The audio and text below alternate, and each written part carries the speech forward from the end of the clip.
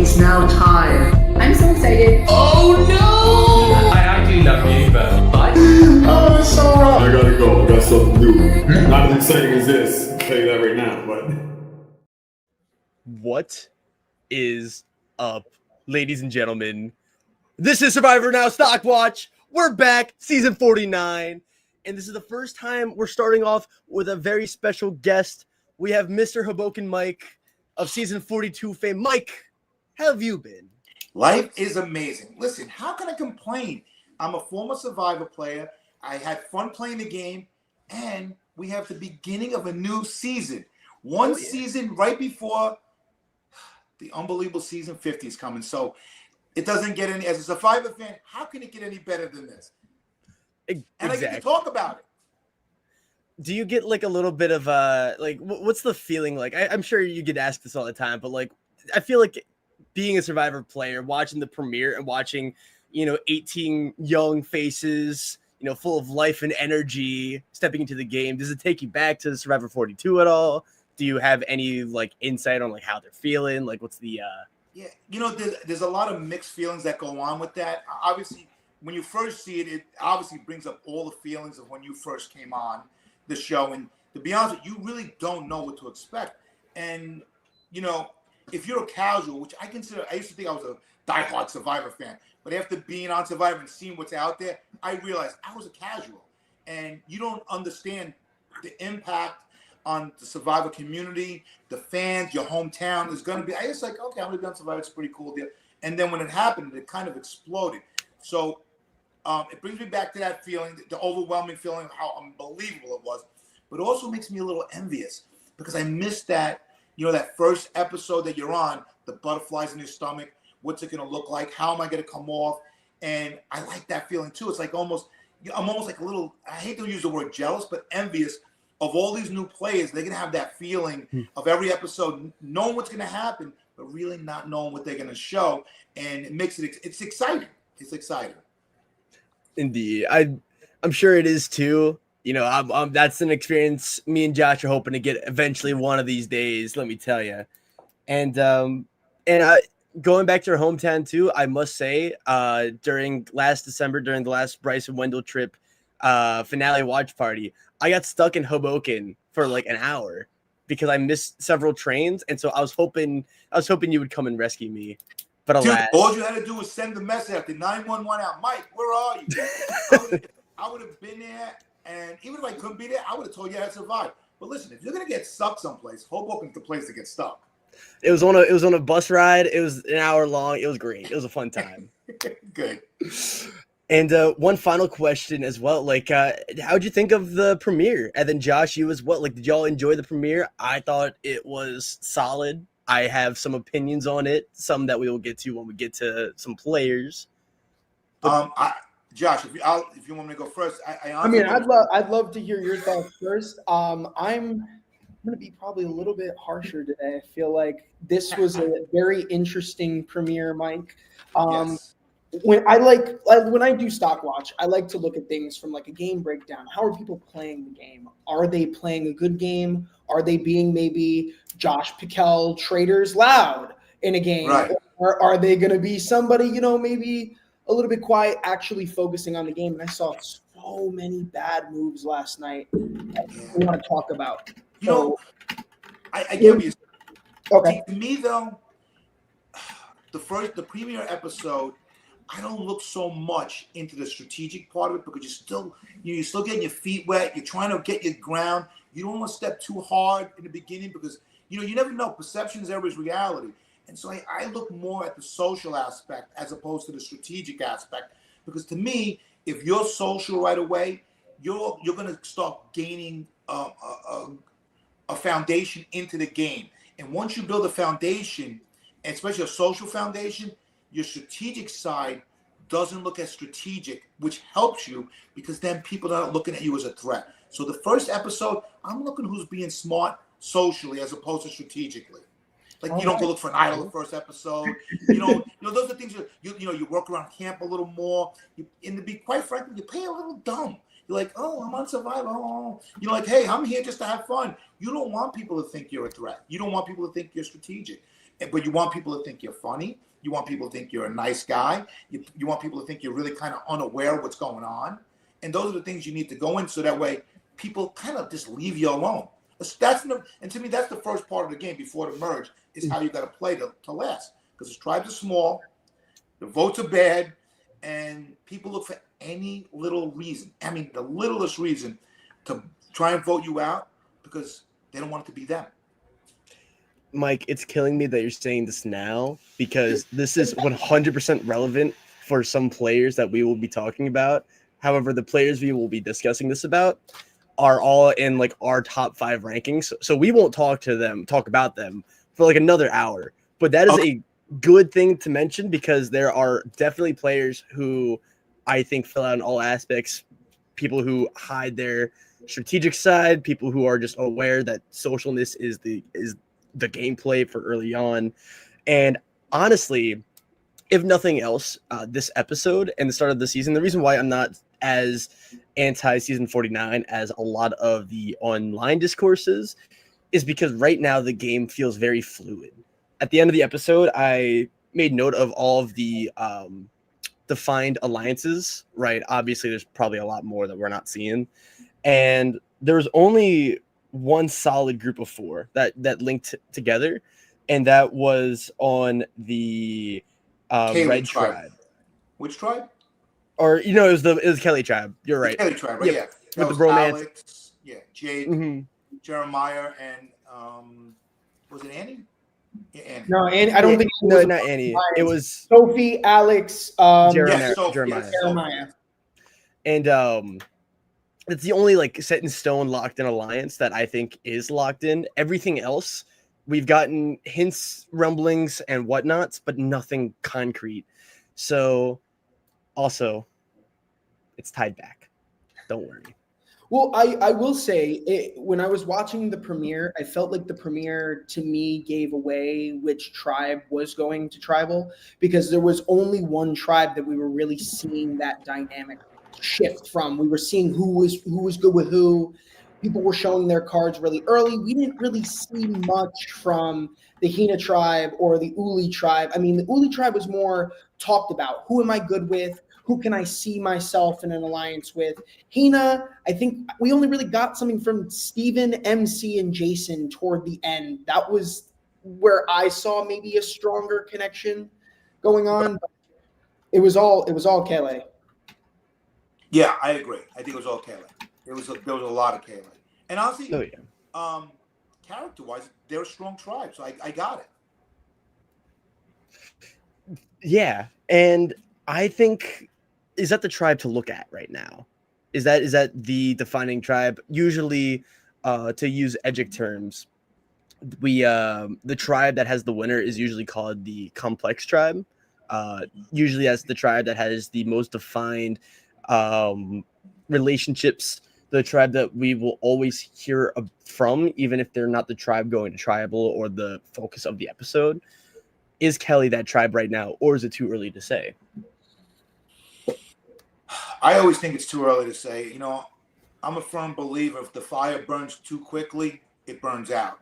Mm-hmm. So, even on that tribe, you have Jake. I mean, Jake's a strong character already in the first episode, and he's bonding with Alex, and the bromance. And to me, that fire is too big already. It's going to burn quickly. It's not going to sustain. And that's how I always look at stuff like. Mike, and when we're talking about a fire with Alex and Jake, I'm talking about a bonfire. That is a bonfire. It is burning everything down. It's got a little too much corn husk and not enough wood. Yeah, there you go. No, I completely agree. I think when it comes down to that tribe, I think that there is a little too much chaos. We'll get to that in a moment, but if we're talking about a strong alliance, and I guess maybe you should say the foundation of that alliance is the cause of that fire burning too hot, that's where I see it becomes a disaster. It's the difference between Say and maybe possibly Jake. Jake is in a better position than Say was last season because people were still concerned about Say. But if anything does happen on that tribe, I have a feeling it's going to be Sophie when she expressed her concerns in her confessional. Yes, I do agree. Mhm. And we have a little bit of a stockpile of the StockWatch comment section. I thought that would go off better than I thought. But we have a comment from Jay. Does Alex and Jake's bromance remind you of your bromance with Jonathan, Mr. Mike Turner? Um, no, and I'll tell you why. Because to me, and if I'm being 100, right now their bromance seems very superficial. There's nothing to build a bromance there yet. It's too soon. Me and Jonathan's simmered over time. We saw each other, we talked, we got into deep conversation, which could be happening, but I just find it hard to believe it happens in the first 24 hours. So I was, after like 7 days, and 7 days on Survivor is about 5 months in real life. And that's when we started really believing that we're boys, we're friends, we can believe each other. So I think it's too quick right now. There's no way, I don't think, that bromance is going to stand up long term. And that's I don't know. That's my opinion. Mike, did I hear a Freudian slip? Did you say romance at first originally? Yeah, I did. Me and Jonathan's romance. Yeah. Hey, expect the unexpected, guys. Yes. Yes, Josh. I was about to add on to that because I find it really hard in a game where you're playing for $1 million to trust somebody based on a first impression or just, I looked at somebody, I knew I could trust him. When we saw that entire first episode, we saw that, in my opinion, I think Alex is actually in the best position, not Jake. I think Alex is because people on the bottom, like Annie, wanted to work with Alex, and Jake wanted to work with Alex. Alex is a player that clearly a lot of people want to gravitate towards. And we've seen that on both sides of the majority, the minority on that tribe. So I think it's great that you feel that specific type of way, but people can get caught later down the line if everybody else is working with that person. Who's Alex closest with? I agree with that. And the truth is, to me, Alex is not as putting himself out there the way Jake is. Listen, it's way too early in the game to put yourself out there. And Jake is obviously putting himself out there. He's the man. He's the guy. He's the alpha. He's doing this. He's doing that. And those things create people watching, people noticing. And Alex is making a strong move of almost staying in his shadow so he can't be seen, which is the way you play. I think Jake's game is too loud too quickly. You got to, especially, obviously you look at him and say physical threat. He's a big guy. He's obviously got personality. Even more reason you have to be aware enough to stay a little low key and always play, I hate to say it, the guy who's not that much of aware of what's going on. Yeah. That way people don't think you're a threat. Yet they'll keep you around because they want to make sure you get them to the merge with your physical ability. Yeah. Honestly, do we just want to jump right into the rake down, shake down? But on that note too, I just think I agree. He's just off the bat way too strong. And I really am curious with how his episode was this episode, because it really felt very weird, because I feel like we are meant to root for him because of like the music that was being played and the way his confessionals were set up, even though I think that he's been getting a lot of blowback and being seen more as a villain because to a bromance like that, two macho men, they're going to be villainous no matter what in the modern era of Survivor. And then, there's the drama of the why he's on Survivor, which there's been a lot of mixed reactions. I personally, to his life, but I'm curious if the edit is lying to us or if it's trying to tell a story that people just aren't listening to.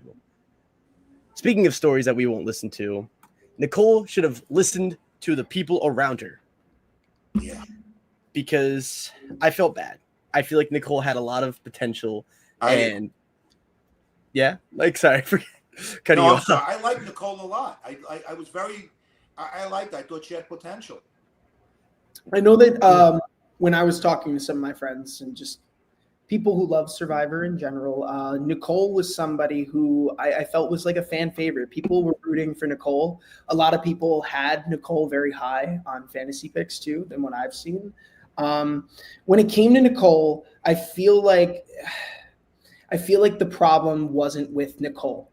It was with the people around Nicole. It was the fact that there were connections that were almost immediate.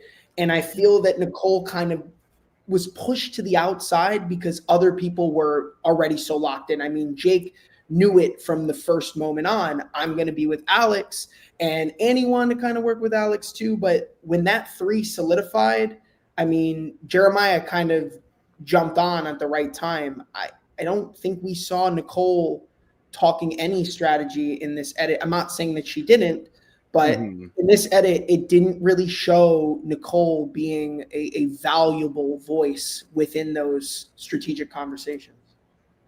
Yeah. I thought Nicole was going to be a strong character, and that's why I wanted to keep her on. I thought she was funny. I thought she was witty. I thought she brought something to the TV. Unfortunately, I don't think she came in ready to play Survivor, and she didn't come in knowing that she had to at least make some social bonds in terms of where she had a +1 where she didn't have to worry about it. She never gained that traction in the game, and it would have been fun to see her go on. But I think if she would at least, made a connection, and you listen, when you're out there, you read the writing on the wall. You see who's starting to connect, and even if you didn't connect with them, you should have tried to be part of that connection. Even if you would have, it's better to be the third wheel in a connection than no wheel in a connection. Even if you're the third wheel, it's better. I think that's a good point too, and I think that's exactly what Jeremiah did in this game. I feel like Jeremiah saw that there was a bromance and said, you know what? That's why he pulled Jake aside and said, what do you think about you and me working together? Would anybody even recognize that? I have Jeremiah ranked really high. I'm very excited to see it. I think you're right. And the truth is, you got to play the long game in Survivor. And anything, you got to play the long game. Just because you jump in and you're third on an alliance of a tribe of 6 doesn't mean, 20 days from now, you're going to be at the bottom. It's okay to be at the bottom of an alliance right now, because it doesn't mean crap. It means something after the merge. So you just have to get to the merge. And then you could be at the bottom of an alliance pre-merge, because that'll still get you to the merge. And that's what you got to understand. And so, you're saying like, oh, they're a team, so I don't want to join. No, you want to join them because they're going to carry you to the merge. Even if you're at the bottom of their bromance or their alliance, it doesn't matter. And that's the long game you're playing. The short game is like, oh, they're a team, then I don't want to be on the bottom. Who cares if you're on the bottom? Get to the merge. That's the key, right? Yeah. I think that's what our next person does too, Will. That's exactly what they did. They didn't play the long game. They played the short game. Yeah. Oh, yeah. And on Nicole real quick, I have a bit of a not really a theory, but I think Nicole getting an early exit is on production. And I say this because I think I knew what they were trying to do. They put Nicole on a tribe with 2 bros who clearly are into the bromances and clearly are looking for other bros to duke it out. And Nicole's very vocal about being anti-macho bros in the pregame. So I think they were trying to get drama, and they were trying to have early game, a split early game on that tribe with Nicole going against Alex and Jake.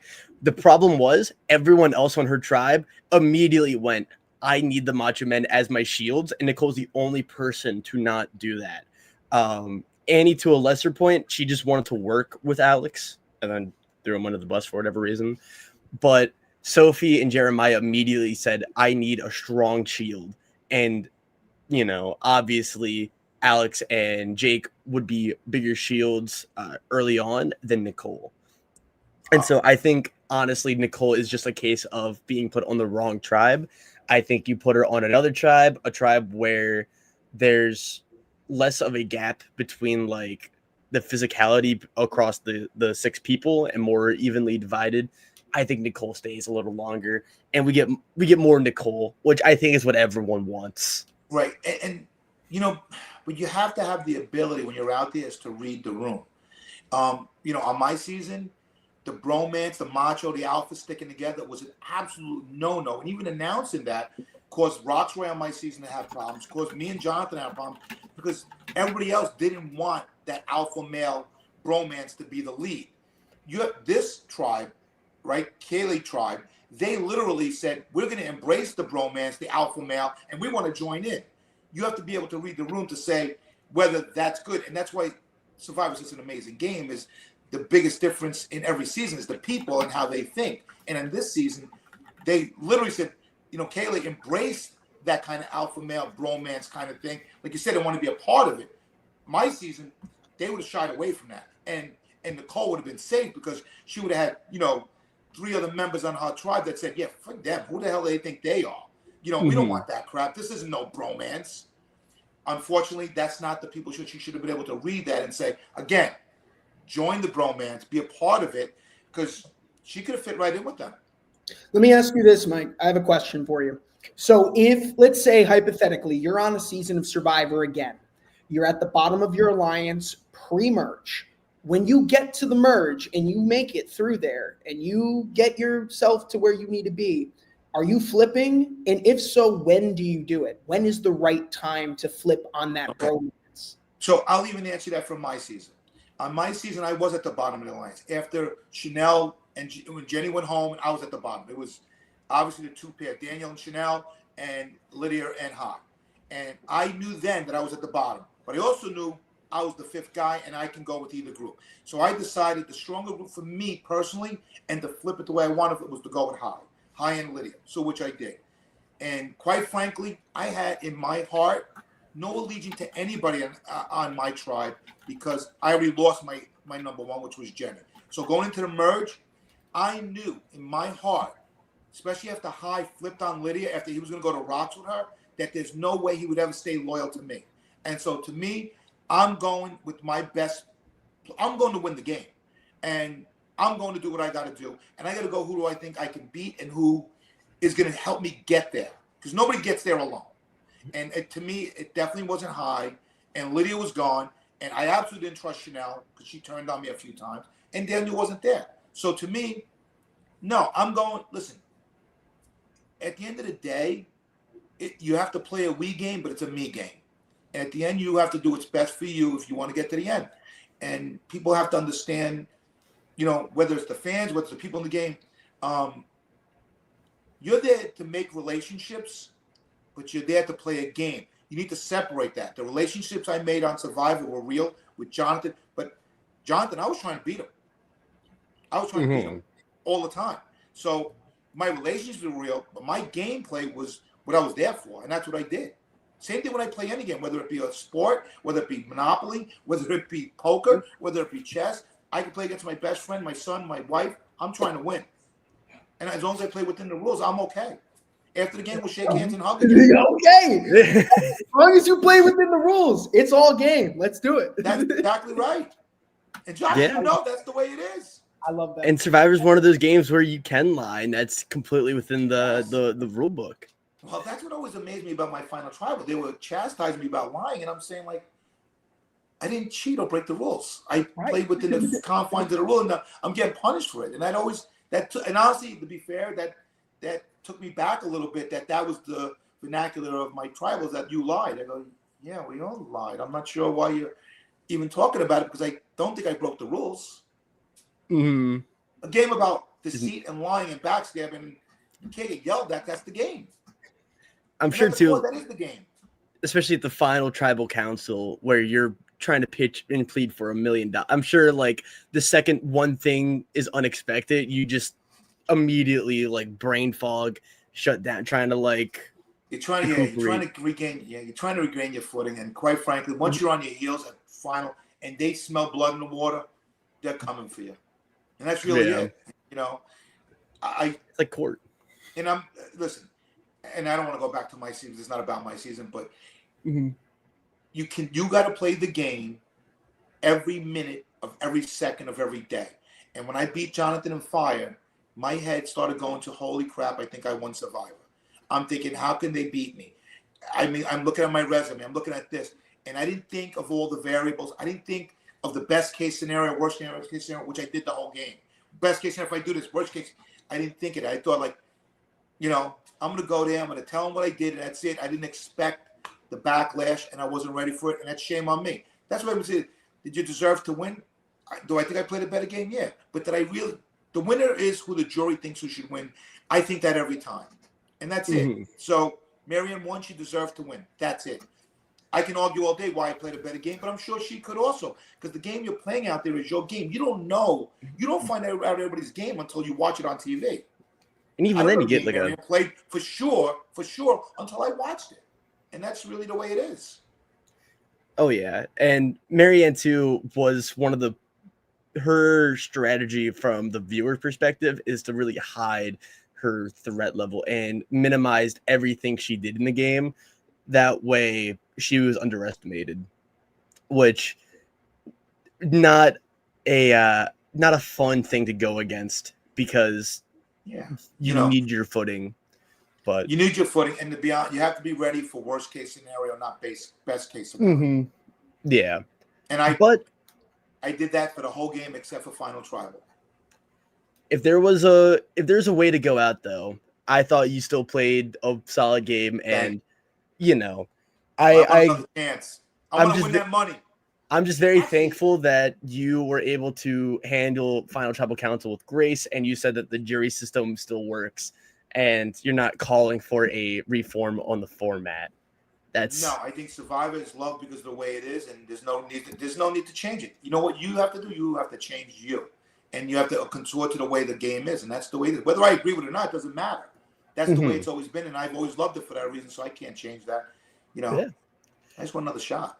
And that's why I'm saying Mike for season 52. Let's bring it back. I mean, am I saying this to suck up? Maybe. But I think you were a really strong player. You were my winner pick, at least on 42. I must pull back the curtain. I'm still a super fan. I'm excited. But and I'm always amazed by that because I'm a fan like everybody else, and I have favorites. You know, people I still see, and I'm like, oh my god, look who's standing over there! Holy crap! Oh my god! You know, it's an amazing thing. I'm very fortunate. I got the best of both worlds. 100, and we're lucky to have you as well. Thank you. Because me and Josh played together. Snake. We did. We played Traders though, not Survivor. Yes, we did. We played Traders. See, I would love to play Survivor with Mike. That would be fun. I'm better at Survivor. I also want to play Survivor with Mike. That would be fun. That is fun. Yeah, it is. Speaking of playing Survivor, we're gonna go to Annie now, who I have at 15th, not 17th. And that is contingent on the bromance dying next episode. If that happens, I think Annie could survive. Or if they win the challenge. And she has a story set, and she immediately is rubbing a lot of people the wrong way. But that is something we've seen with winners in the past.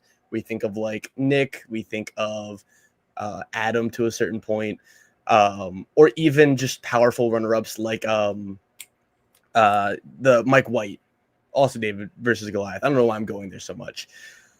But Annie had a weird episode. She started out kind of strong and kind of in a good under-the-radar spot, and then blew it by throwing Alex under the bus. Now she did that because she thought that Alex would target her next, which was the correct play. But I think Annie saying something before Tribal was the wrong play. I think she should have waited, voted Nicole out, and then went to Sophie about it. But what do y'all think about Annie so far? Well, obviously, Annie's a great character, right? She's a great character. I don't think she's viewed as a threat by her tribe. I think, right, she's a wild card, though. You don't know what she's going to say or do. And it seems to me, as a fan, over time, people like Annie's character wind up surviving. For the reason I said before. They don't appear to be a threat. And people almost forget about them in the game. Sometimes people like even Jake, they step forward so much that's the only thing you can notice. And the people like Annie, even though they're zany, they're crazy, and they're unpredictable, you kind of forget about it a little bit because your main goal is to win the game, and you don't think that they're going to be there with you. And then all of a sudden, you're down to the final 6, and that person is still standing. It's like, how the hell did you end up here? Mm-hmm. And you can go through every season, and there's 2 or 3 players that do that. My gut is that Annie might be one of those people. Like, even though the Kaylee tried to be a mess, people saying, like, she's a loyal vote, maybe. Maybe she's not a threat. I can throw her under the bus later. She's such an easy vote. We don't have to get rid of her now. We need to get rid of Jake right now because he's the threat. Just you don't know. And they seem like they squeak by and they get through. And then before you know, they're like in the final 6. And all of a sudden, they've evolved in the game. And now they're becoming this social and threatening game where you're like, holy crap, everybody likes them because there's zaniness. What's tough for me, though, on this tribe specifically is now the perception of everyone is the illusion that they're all sticking together because everyone did vote Nicole, with the exception of Nicole voting for Annie. Annie should know at this point that Annie is on the bottom in any circumstance because either Nicole said the name Annie and pitched that, or someone told Nicole to do Annie. That's like the number one thing that I feel Annie should be having in the back of Annie's head. This next episode will be that opportunity to kind of pin people against each other, maybe get people to split up the bromance. I only ranked Annie here because not only I feel that Annie is on the bottom of this season's disaster tribe, and I'm going to stick with it. I do think Kaylee is going to be the disaster tribe this season. I think a majority of these players are going to go home. I think if Annie goes home next, assume Jake to be the next to go.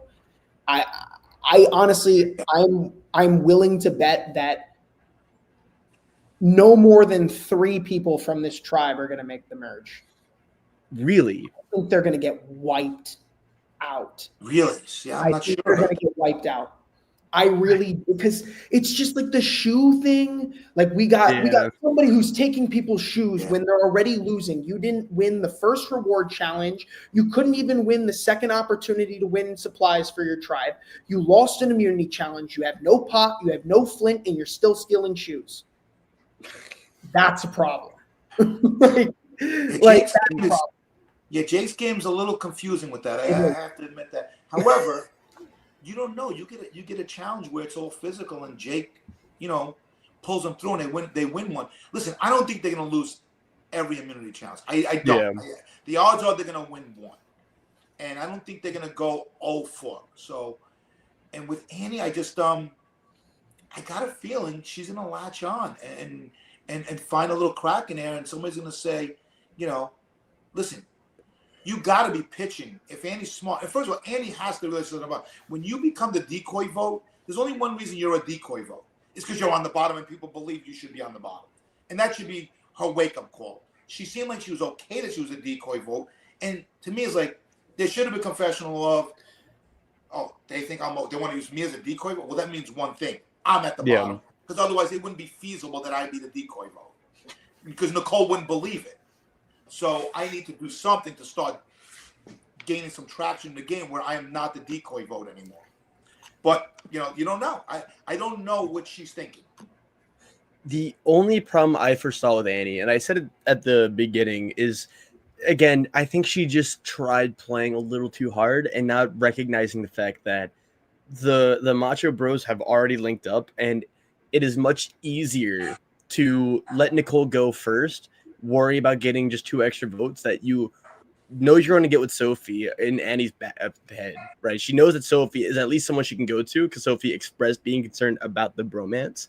And at that point, Jeremiah is a clear, not bro-y bromance guy. And I think Annie should have recognized that it might be easier to just go to them in case they go to another tribal council again, because I don't see Sophie or Jeremiah being as locked in on this bromance, because again, the bromance is just way too strong, way too early, that everyone knows that no matter what, they will value each other. And at a certain point, you don't need a big, strong guy in the game. much less 2. I agree. Now, I agree with that. Oh, sorry, Mike. No, I'm just saying I agree with that 100%. And Gemini with the question: was she playing too hard or just unaware of the other social dynamics? I think unaware. No, I don't think she's unaware. I think Annie is aware of the social dynamics, but she's threatened by them. She clearly saw that there's a bromance, but she's threatened by them and wants to take them out. I think when we're talking about awareness, she has it. But it's the timing. Survivor is a game of timing. You have to know when the right time is to make a move like that.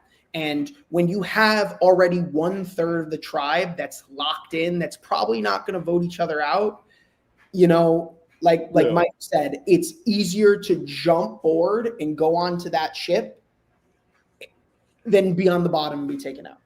But this should be a wake-up call for Annie. Right. The most important thing about Survivor when you're playing it is to make the next day. Things change extremely quickly. And as a fan, when I used to watch, I was like, how could things change? Like yesterday, they were going after so-and-so, and now everybody is not even talking about them. And I'm saying, that can't be. Well, it is, and it's crazy, but it is. So you just need to survive a vote. And if Annie can survive a couple of votes, like I honestly think that this Jake and Alex bromance is going to blow up. It's too fast. The fire's too big. And that's when she's going to be there to pick whoever she wants. And I would pick Alex and side with him, and now she's on the proper side. I really don't buy into the Alex being totally a Jake. I buy Jake loving Alex. I don't buy yet that Alex is totally buying into the Jake bromance thing.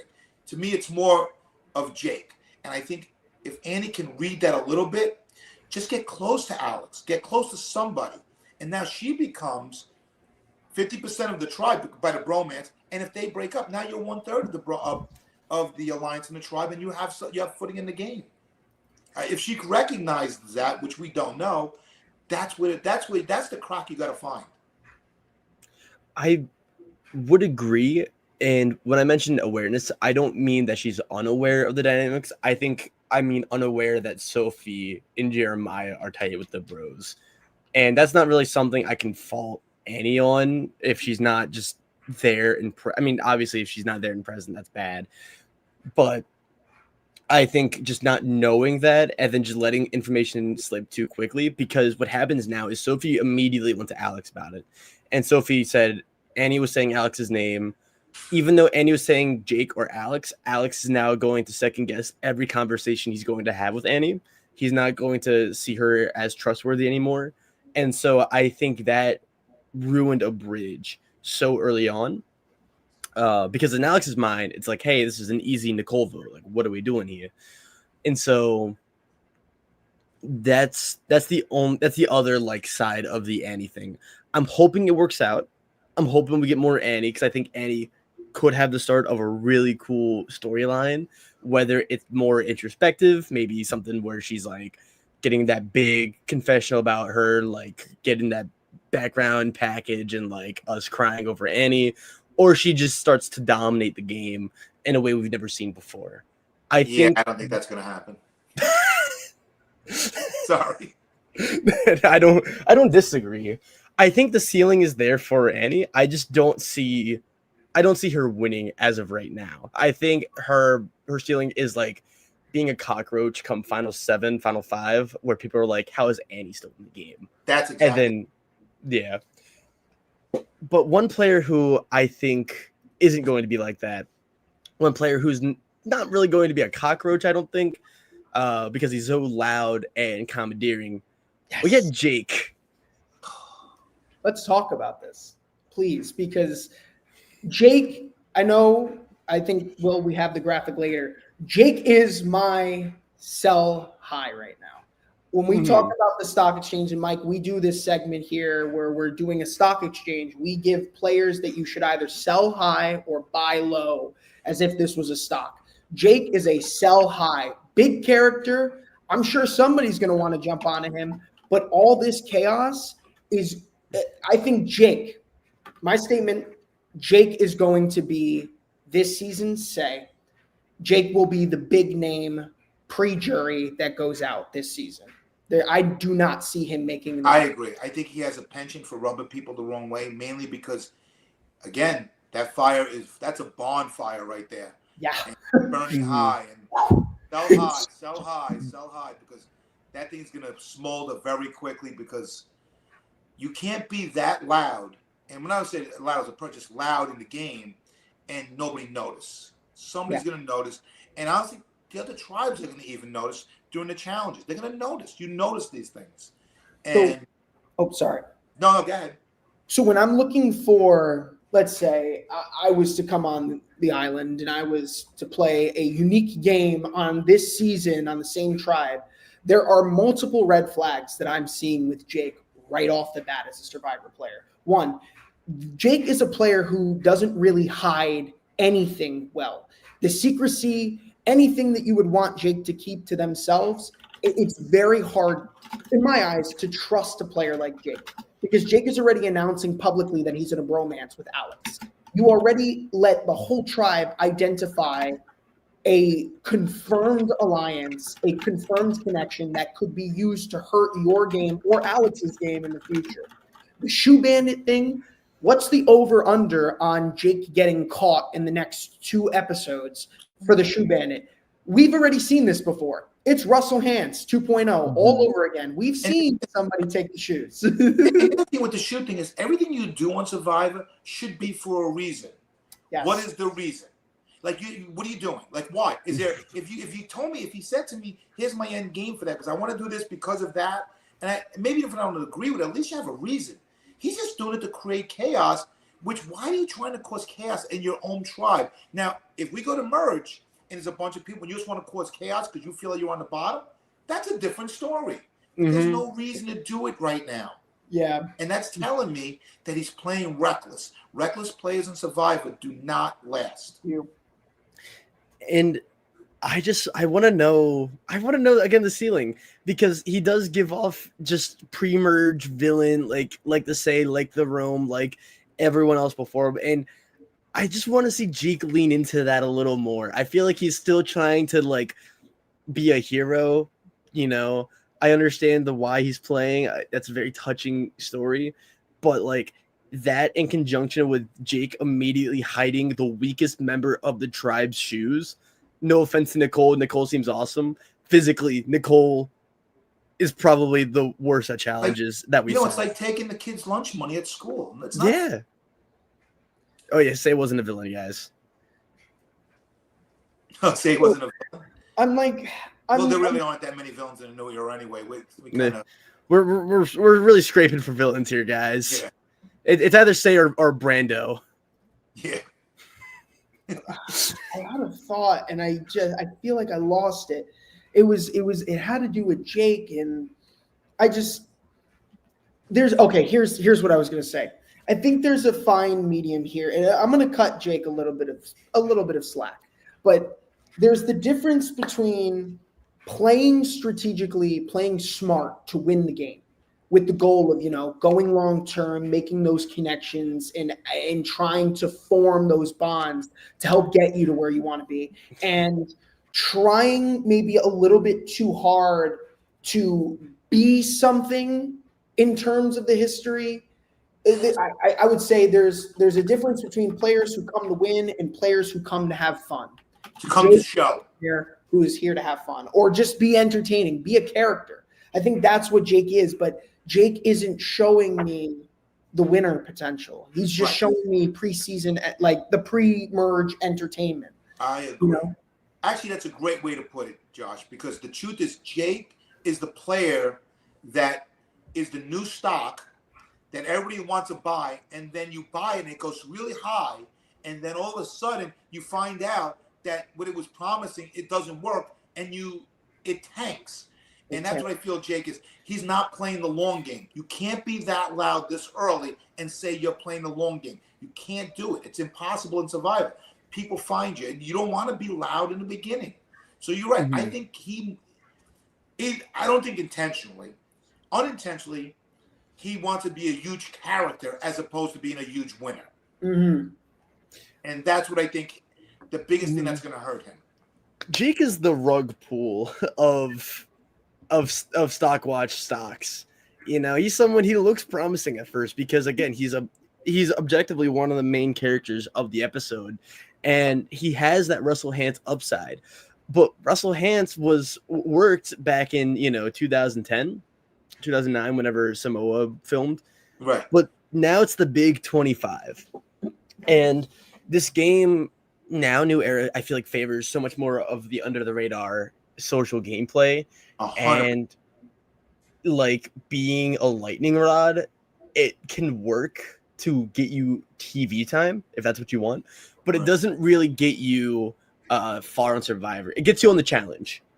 So Jake could get voted out next, and we'll see him on the challenge next year, and Right. all the power to him. And speaking of Russell Hantz, like even though Russell Hantz was a lightning rod, he still played the game hard. He innovated parts of the game that people never saw.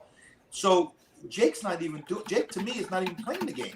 Jake is out there to be best friends with somebody right now, be best friends with somebody and create an alliance of bros. Oh my gosh, that's always win Survivor, right? Doesn't it always win Survivor? So that's, you know what I'm saying? It doesn't make sense to me right now to be that loud about it this early in the game. You know, the truth is, when me and Jonathan were out there, people suspected me and Jonathan were like bros, but we never went out there and we never even had an alliance, me and Jonathan. We had an agreement that we would look out for each other. We never even had an alliance. You don't need to announce it. It is what it is. You know what it is. You know what's real and not real. At least you hope to know. And I think he's out there, promoting it so strongly. Like, look at me. I'm a bromance. Oh, I'm this. It's too loud. You can't do it. It doesn't win Survivor. And if that's the game, right, you want to win Survivor. Yeah. There's nothing, whether it's confessionals or just in terms of how Jake's actions that are being shown to us in this first episode have played out. It's not showing that Jake is going to be somebody come the merge who they're going to trust long term. I feel like they're going to perceive Jake as a threat, not only physically, but at this point socially. I think he is a liability. He's shown that in terms of how well he can hide something. Would you trust him with a secret? Not really. No, of course not. Especially if he's going up to Sophie and saying, "We're a bromance, the three of us." Dude, that conversation was so bad. We're a bromance. We're bromance, the three of us. Yeah. I was a girl. But the truth is, I don't know Jake personally, and I'm probably sure I have a lot of fun hanging out with Jake. But the truth is, Jake continually wants to tell people how great he is at everything. And that's not good in the game of Survivor, because you need to keep everything close to the vest. You can't be telling people. Yeah, I completely agree with you. But I do like him. But I'll say this: Survivor needs Jake. So Jake is good for Survivor. I don't know if people find anything either. I don't think Jake's in a position where he would want to find an idol. I think he feels he's good. I feel like Annie needs to find it. I don't think he needs to, that's the problem. You should always need to find everything. And I don't think he's probably saying like, I don't have to worry about talking to everybody and trying to build relationships. I'm already in. And those are the guys that are not in. Here's my counterpoint. I think Jake was going to look for an idol just because he wants to. Jake, it just seems like a very bored guy already. He kind of has that Tony Vlachos upside. I'm not calling Jake Tony Vlachos, but what I am saying... That's a bold statement, Will. Hey, I'm just saying they have similarities, all right? And I can see it. They both help them get second boot. So that's what I'm saying. But I honestly do see a world where they go back to tribal, whether it's the next tribal or the one after, who's to say. I see Annie getting to Jeremiah's ear, and then Jeremiah getting into Sophie's ear, and then those three flip on Jake and save Alex, because Alex seems way more level-headed. And yeah, you know what, Zans? I think it's time. I think that's a crackpot theory right there, ladies and gentlemen. First one of the season.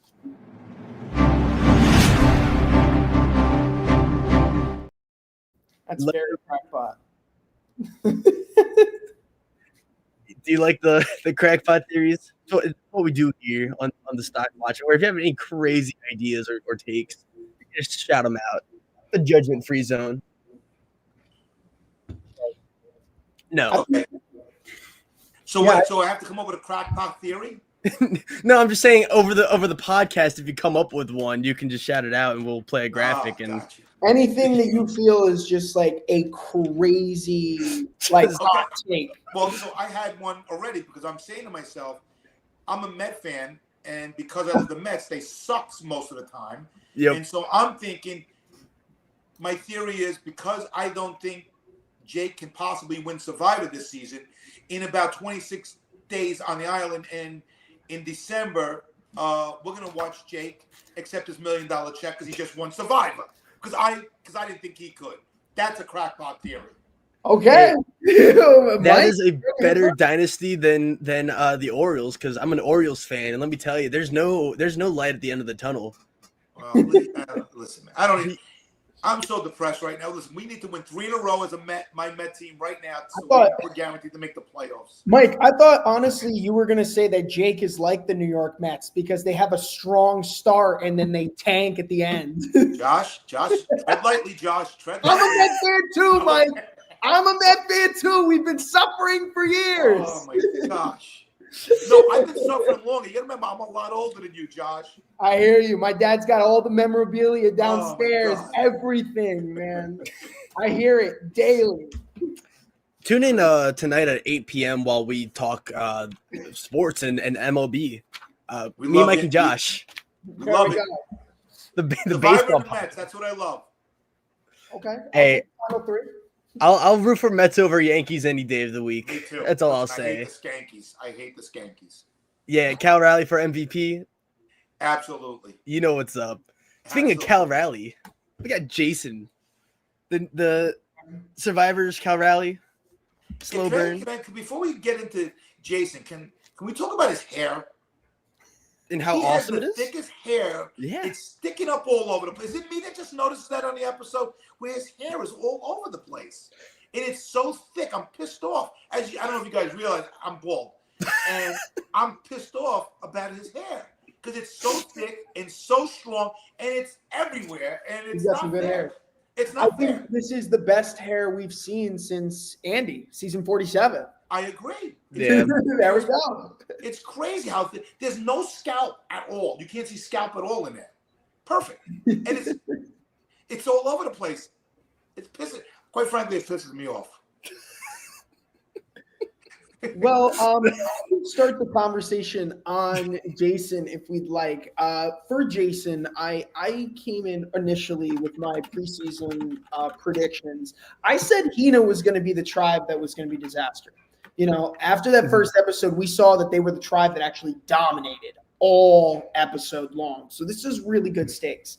But I put Jason here at 15 because, in my opinion, out of the people that we've seen so far, I feel that, I don't want this to come off in a really negative way, but I feel that Jason to me has the least strongest, or I should say the weakest social game out of the remaining players. I did not really see Jason form too much in the connection with Steven on that tribe, and I ranked him higher than Matt. I ranked Matt higher than Jason only because I feel that fire pole on the Hina tribe is going to help Matt a little bit more. Yeah, I like Matt. I ranked Matt I high. do like I Matt. like will Matt. talk Yeah, I like Matt. Matt a lot. I think Matt's one making of my fire is favorites. definitely going to help Matt, but I don't know. This was tough for me. Either Matt or Jason will be the first member voted off, but I went with Jason after episode 1. I hope I can see more from him moving forward in the game. I just think with Jason, I think Jason's another guy that has a hard time understanding the less you say, the better. I mean, right from the opening scene of the show, he announces that he was an alternate. Mm-hmm. Those are things you got to keep to yourself. You can't tell people these things, and you have to realize everything you say means something to somebody out there. And Can I ask why do you personally feel, Mike, that not revealing that information is beneficial to your game? Why would being an alternate make you a threat? And not even that it would make you a threat, but it states that you have no problem talking about. Like the one thing about the Survivor is you want to be personal, but you want to keep the personal things that can hurt you in a game to yourself. That's why some people don't admit they're a lawyer. They say they're whatever. They make it. And when you say you're an alternate, quite frankly, if you're a Survivor fan, how many alternates have been called in last second and they go deep into the game? Tons. So you kind of say to yourself, listen, whether it's juju, whether it's whatever it is, leave it alone. Just it's information that doesn't need to be divulged for whatever reason. Somebody may say, oh my God, so-and-so, Davey from season so-and-so did very well. He was an alternate. I know he was an alternate. So-and-so was an alternate. Because we all find out who was the alternates now after the season. And so you say to yourself, whether it's luck or whatever, that rubs me the wrong way. I don't want an alternate. He doesn't even deserve to be here as an alternate. And it just rubs people the wrong way. It doesn't matter the reason. It's stuff like that. If it's not a necessary thing to get you further in the game, there's no reason to tell people. Yeah, I think as a counterpoint, though, I think something like that in the new style of, especially like the last few seasons, everything feels significantly more camp. And everyone has like that super fan mantra. And so I think unless it directly hurts, I don't think it is a bad, I think it can be beneficial. I think it gives you sympathy, which will help. And I think that is a small enough comment that people would just naturally forget over time. If not forget, then like unless Jason was playing a nutty game and was like the top dog all throughout, that'd be another thing to add to his list, is like he was an alternate, yada yada yada. I just think that it could help him integrate himself early on, especially if he's like the nerdy, more awkward archetype, because we haven't really seen much of Jason's social game. I also think in part because we just haven't seen much of Jason at all. He had a very quiet premiere, and everyone I've ranked between 14th and like 9, or 14th to 10, they all are just fine players, people who didn't do anything wrong, but we just didn't really hear much from them at all. And that is very concerning, especially because if Jason had a confessional or like a backstory that really got into him being an alternate, then he would get set up to be a much bigger character. However, he is just kind of shown in the beginning, and then he became like someone Steven went to later on. So I don't know Jason's MO or story. Can I actually add something to this too? We didn't get to see much from Jason, that's for certain. We didn't see too many confessionals from him. In fact, I don't think he had more than 3 throughout the episode.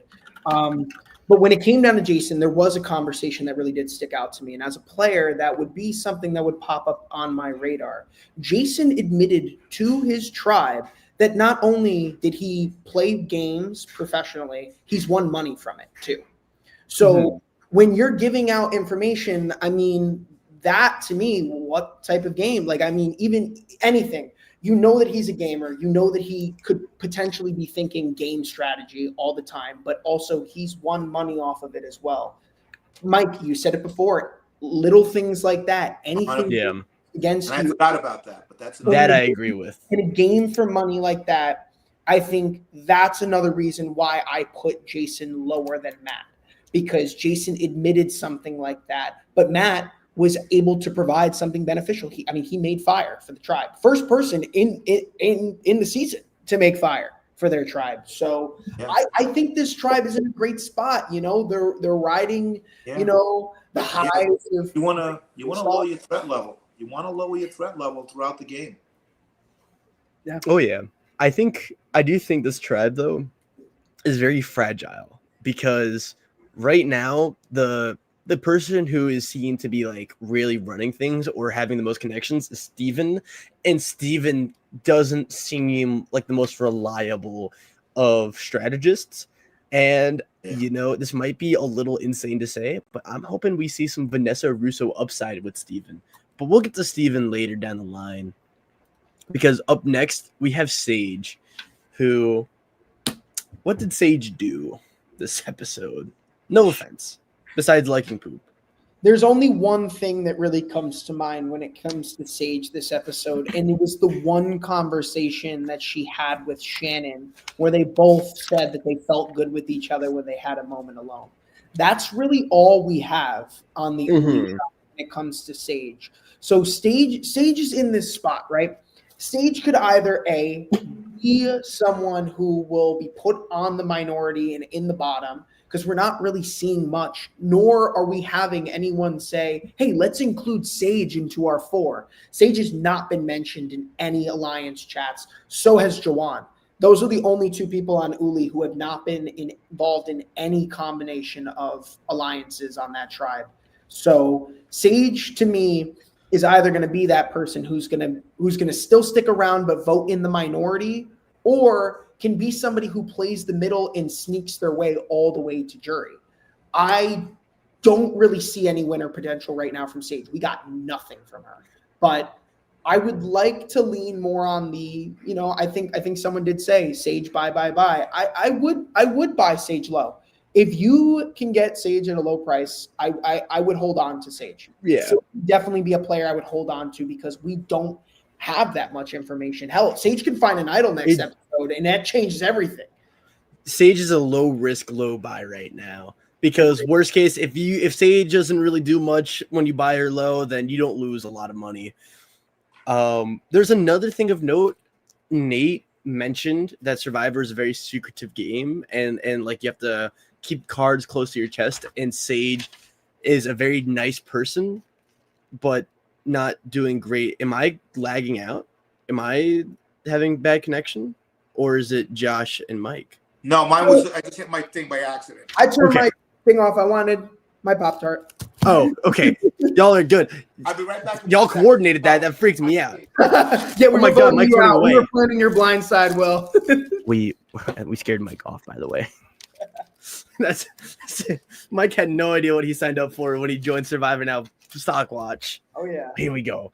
But yeah, no, Sage, I think, has the upside. It's just, if she was a winner, I would have wanted a much stronger premiere. That's kind of the problem with a lot of the players in this range right now, is that, yes, they can have a big episode 2, a big episode 3, but if they survive a long time, they will always be haunted by a weak premiere. And that's something we see brought up to time and time again as well. Sage is one of those players, though, in the premiere, like on the bottom, where we, in terms of confessionals, let me rephrase that. Sage is somebody who we didn't get to see a lot of confessionals from. We don't know where Sage's head is at. I don't know what Sage is thinking in terms of game. I don't know who Sage is aligned with, other than that one conversation with Shannon. So the trajectory right now is just, it's for me, it's nearly impossible to see yet, because we didn't really get that much information. The bigger characters on Uli got a lot of attention. The Jawans, the Nates, the Shannon. I actually feel everyone else on that tribe got more screen time than Sage did. Jawan had his fire moment. He had the beginning, the episode title. Nate had his little alliance pitch. Savannah was pitching game all game, and Rizzo had his moment on the reward. So, yeah. I mean, we need to see more from Sage, but I'm not counting Sage out here. In fact, I put Sage right just outside of Merge. I need to see more. That's really all I can say on Sage for right now. I don't have anything to add. I agree. I have to see more. Mm-hmm. I was gonna just one quick thing too. She had one confessional, which is a huge jump between her and Nate and Shannon, who both had 4 and both had much stronger confessionals as well. And the next, kind of in a similar boat, we have Sophie S, who just, again, I don't think we saw her talk to Steven when Steven had his montage. I don't really know where Sophie stands. And Sophie S is on the Hina tribe, correct? Yes. Yes. Okay. Mike, what are your thoughts on Sophie? Because right now I feel like I'm in the same boat But Yeah. Hina's in a better position right now after episode 1. Right. And to be fair is, there was so much focus on the Kaylee tribe and even on, like Rizzo going to the challenge, to secure supplies, that I don't have much to add. And even when I did see, I saw the Hina tribe. I focused on Matt, on Steven, on Jason, who we didn't even see a lot of, and I quite frankly don't remember a lot about Sophie at this point. So it's hard for me to give my opinion because there wasn't much of them on the episode. Am I correct? Yeah, I think I'm most curious about the tribe dynamics on Hina than I am on Uli right now. Uli seems to me, I know Hina right now is undefeated, but Uli to me feels like the more dominant tribe. I feel like they started off slow, but when they get their gears rolling, they're gonna work. I feel like that's the tribe to look out for. We're looking at I'm forgetting last season's tribe. The Shaheen, Thomas, Joe, Eva's tribe. This The is purple the tribe. This is the equivalent for this season. This is the strong tribe. I feel like they got it all. I mean, for Rizzo to come back and dominate that's where I'm looking at in terms of long-term game. But for here, I'm more curious about the tribes that we don't really know a lot about. And we got nothing. They just won everything. So they're kumbaya right now. But Yes. I want to see less kumbaya and more like, let's get into the game. We've had 6 days and we probably won't go to tribal for a whole week. But where's your head's at? That's what I'd like to see. And Sophie even said that the tribe is very kumbaya and very, everyone gelled really well together, which immediately the very next confessional was from Steven saying, yes, the tribe is kumbaya, but now we have to play. And that's why I have Sophie as kind of the last of the, or not last, but she's very low in the kind of limbo twilight zone of people who don't really have a strong edit any which way. There's only one person who can be in the zone that we haven't talked about yet. We'll get to that person later. But I just don't have much to say about Sophie because there's not much to say about Hina. I kind of disagree, though. I think if Hina goes to tribal council, I think they are set for a pretty messy state of affairs. Why? Because you think that there would be so much indecision? Yeah, I think because Steven immediately went to a lot of people and said, I trust you no matter what. That really limits the numbers or the movement that Steven has, because it's not that he made an alliance, right? So Steven could look at a situation where like Matt and Jason target each other, right? And that is really bad for Steven because how does Steven go against that? I'm not saying they would, but that is just the danger that comes up naturally when you start the game just immediately making one-on-ones and final 2 deals with half the tribe. But so I think right now they're in a good spot, but I think not much would have to happen for them to break up and to fall into chaos. And Mike, do you have anything to say about Sophie S as well? It's just the same thing. I don't, to be honest with you, I didn't get much of a feeling from the episode. It wasn't a focal point. I know that, again, I noticed Matt, Steven, Jason, and Sophie didn't stand out to me really at all. Hey, if it makes you feel better, I saw the episode twice, and every confessional I wrote down on a notebook, and I'm kind of struggling with Sophie S. Yeah. So, no offense to Sophie S. It's hard to see upside with Sophie at this point. We need confirmation as to what happens next. What happens when Hina isn't kumbaya? Yes. We'll get a little more. And it's going to happen. Mm-hmm. It's going to happen at some point. Of course. Yeah. It always does. But we got to see what happens in the next episode. I think we'll get more information then. Absolutely. They're going to show more. And if we don't, then that's Sophie S's game right there, down the drain, down the tubes. And I will say, I don't think Sophie, because this ranking that we have, Sophie's the second Hina member to go that we've talked about. I don't think she'll be the second out. I think Sophie's in that middle ground, and Sophie will play themselves onto the top. But I don't see Sophie being the second member of Hina That I do agree with. voted out. Yeah. I That don't. I think people aren't going to perceive Sophie as a threat, and that's going to help Sophie's longevity in the game. And that's what saves you sometimes, not being a threat. I could see it. I personally just think it's too little of the Hina dynamics overall, not just Sophie's game. So, because like I don't know the power structure on Hina. I don't think Hina knows the power structure on Hina. I think they think that if they just win every challenge, which is a real strategy, by the way, that works. We've seen it happen on Survivor where a tribe just wins everything. Then that's one thing. I don't know, and it's hard to say. Right. Speaking of hard to say, I had this next player originally at number 5, and then I dropped him down a little. I think Jeremiah could have some crazy upside. I think Jeremiah could do well. This is a really big split in where we ranked Jeremiah. I see upside. I have no upside for Jeremiah. I think we had a great conversation about how Jeremiah, joined in on that alliance and played it, but I'm a very strong believer that this tribe is going to get wiped out completely. So I ranked Jeremiah low. I think he's 16 for me. So I ranked him going after Annie, actually. In my predictions, I have that 3 making it, but I think where Jake's going to get hurt is Jake's going to get on a different tribe swap, get voted out there. I think when it comes down to it, they're going to take out Annie next. It's going to be that 4. That 4 is going to have to go to tribal again. And Jeremiah is going to try and get Sophie to flip.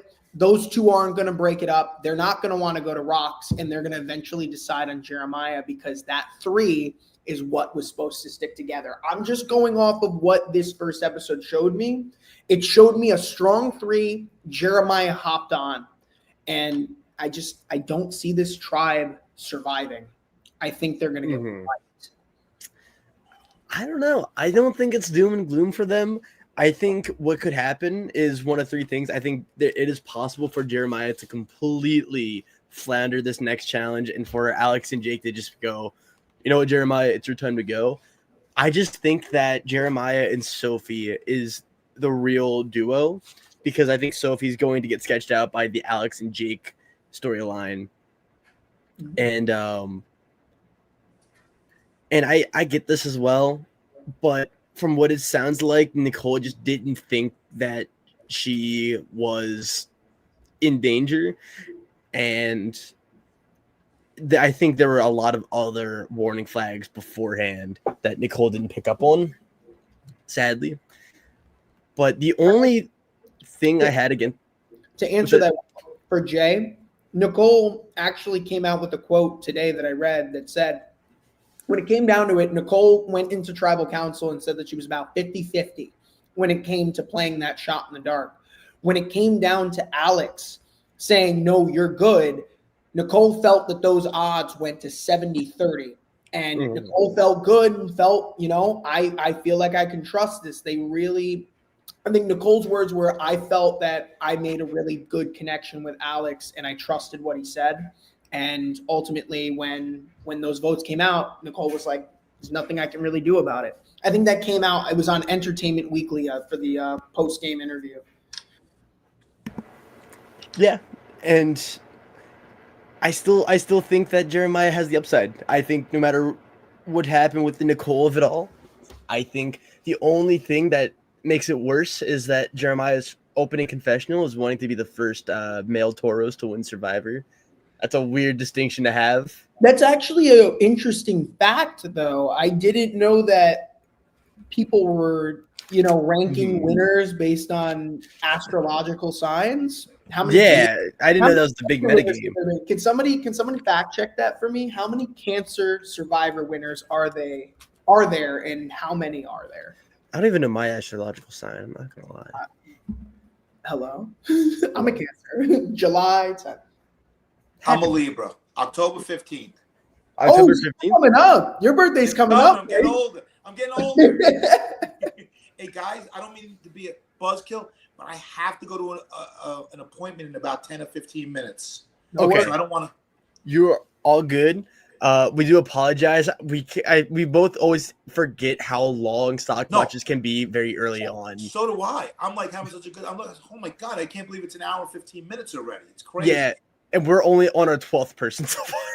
I know. I'm like, oh my god, I gotta tell But them. yeah, you are all good. We can do like want to talk about before I have to go. First of all, before you do go, I just want to say thank you so much for joining. Like, this has been awesome, and getting the Hoboken Mike experience, not really in person, but like over call. Like, I see why you were on 42. Thank you. I appreciate it. I'm not sure why yet, but I appreciate it. And listen. Times I'm like, I can't believe we actually didn't talk about as many players as I wanted to be, because I'm honestly. Yeah, is there any players you're going to talk about? Like, is there somebody specific that you're itching to talk about? Them now, and then go back and work. So Rizzo. All right, let's cut to Rizzo. Hey, the winner. And the thing is, I think he was the most dynamic player of this episode because of what he did to gain, his supplies. And, people call it cheating. It's only cheating if it's not allowed. And if it wasn't allowed, he would have been stopped. So no, he did what any good Survivor player would do, and that's adapt. He went over and said, I'm having trouble. I'm not good at puzzles. What do I do? Quite frankly, it's on what's his name for not covering this puzzle or destroying it. It's classic. Thank you. Okay, Mike, you bring up a great point because I was shouting this. I went to Bryson when in New York City, and the people who saw me yelling at that TV, he should have destroyed it. The minute he finished, he should have destroyed it. When you did the puzzle, you know where it is. Destroy it. Throw it away. We've seen people kick it down before. I couldn't believe it was Alex. Alex. Yeah. I'm saying, like, why? And then the first time he did destroy it, I said, oh, maybe he wants to make sure to know where the X is. So, but by that time you come back, you got to say, I got it now. Yeah. And the thing is, this when Rizzo was coming over trying to look at it, he was there. He was almost letting me. I mean, he hit a little bit, but why are you letting him? Yeah. It's just, to me, I don't blame Rizzo at all. Rizzo played the game by the rules. The rules are there, and if he was cheating, he would have been stopped. You're not cheating. He's doing what he's allowed to do. Yeah. And I, you know what? I'm actually a little pissed he didn't do it sooner. He should have been looking sooner.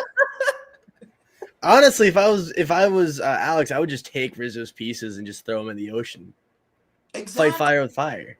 Well, that's it. He could have walked over and turned his puzzle upside down. So Again, same exact thing. But he almost accepted the fate that Rizzo was looking.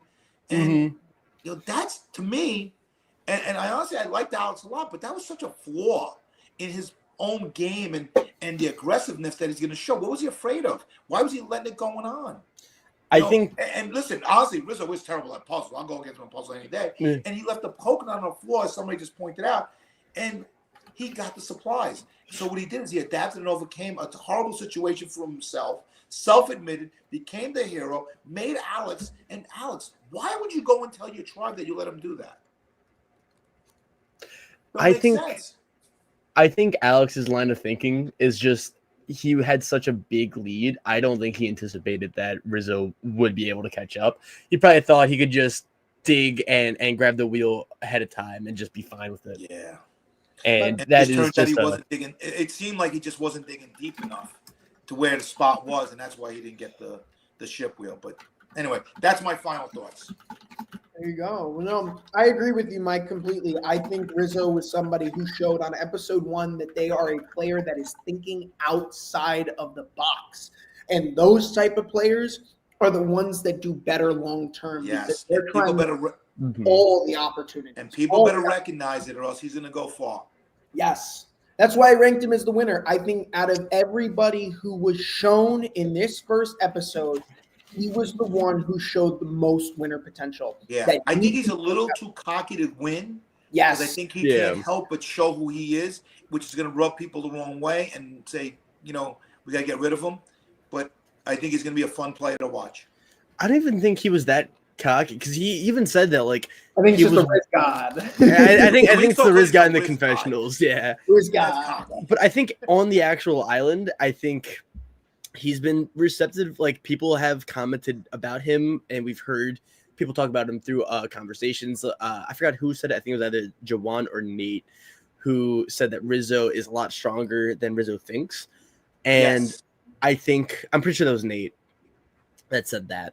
I And didn't catch that. That's a pretty good confessional. What's amazing, it was in a that's conversation amazing with perception. Savannah.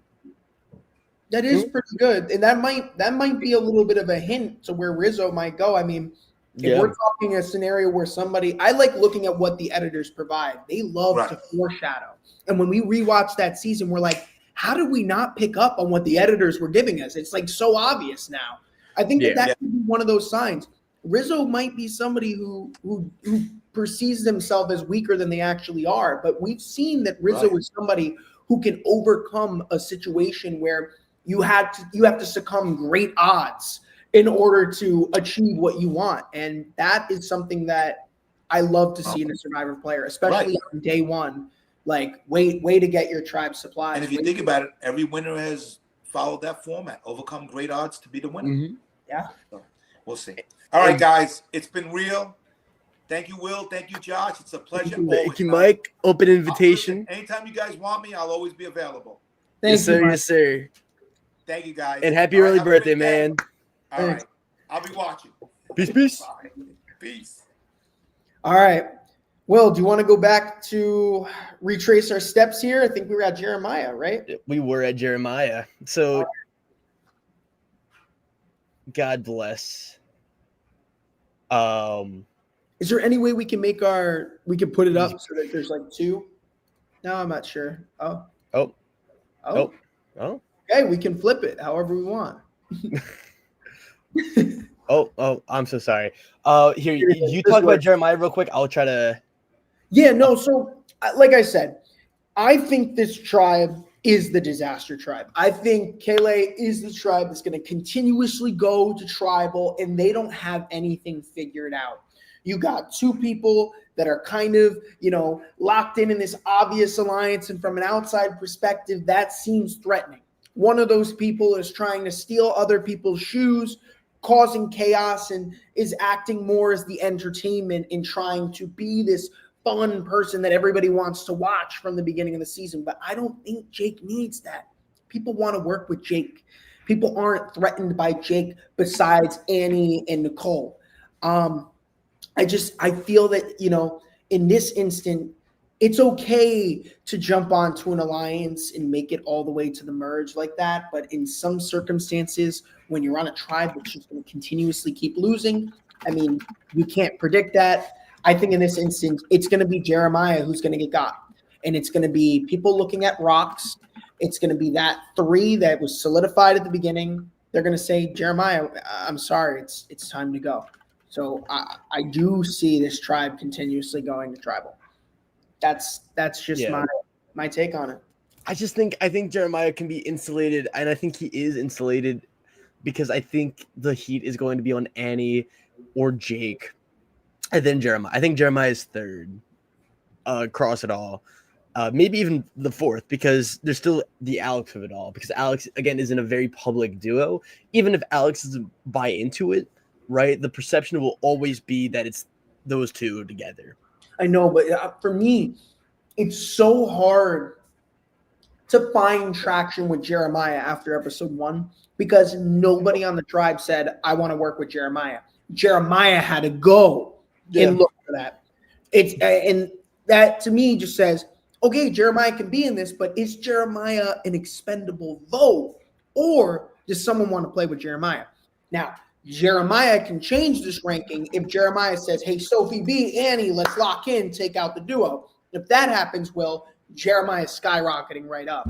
But if you're looking at my rankings, maybe this is your buy low. Take Jeremiah right here. If you want to ride it. I'm telling you, sell. I don't care what price it is. No. Right now, after episode 1, I don't see I don't see the longevity. I don't see the solidified, the confirmation, the people saying I have Jeremiah's back. I need more of that. And to me, I can't see traction. I agree. I just think that we are getting it. Like, I think that is something we can get next episode where it wouldn't hurt his overall storyline. I think Jeremiah, granted, has had a quiet premiere, and I'm not saying it was a really strong one, but I just think that there would be more going on, or there's more going on around him, because right now the focus is on Jake. That's a great question, Amy. That's exactly what I was looking at. That's a great question. Who would Jeremiah on a tribe swap be really good with? I think I could see Jeremiah linking up with Shannon. Shannon would be a really great pick for me. Possibly, maybe even Sage. Sophie, the people who we didn't really get to see so much of, I don't know, a confessional, a strategic conversation. I feel those people who could potentially be on the bottom would work really well with Jeremiah. I do think that Jeremiah is somebody who can be a jack of all trades. I think Jeremiah can fit in on any tribe that Jeremiah is put in within the majority alliance, but I think this is the disaster tribe. I feel like Jeremiah is on a bad tribe to the point where they're going to keep losing. They're going to keep going to tribal council, and Jeremiah is just going to have to overcome being on such a low-numbered tribe. So I feel like those would be some players that I would consider. I feel like if you ask that question for any other person here, Shannon, I think Shannon's probably the biggest social threat on day one. Shannon's really trying to work on that social game and really trying to be somebody that everyone wants, everybody needs. Shannon's taking that own personal way. So I feel like that's why I chose Shannon as like the number one option. Yeah, and Shannon's playing really well. We'll get to Shannon down the line. This next person, I don't really know what we will talk about because she's had a very quiet premiere. You have MC at 6. I will talk about MC. Hello? Okay, what did off, MC do? I'm very biased because my here for Survivor now, and I will let you know I am in second right now behind Phil. I have Annie, who is currently listed as her bottom. I have MC, who's listed as her number 11. And I don't know what the ranking was for Rizzo, but Rizzo was my number 1 overall pick. Number 3. But I like MC, and I think this was a great premiere for MC. And I'll tell you why. I liked her personality in the way that she presented herself around her allies on that tribe. The conversations that we had, I mean, we got something with Steven.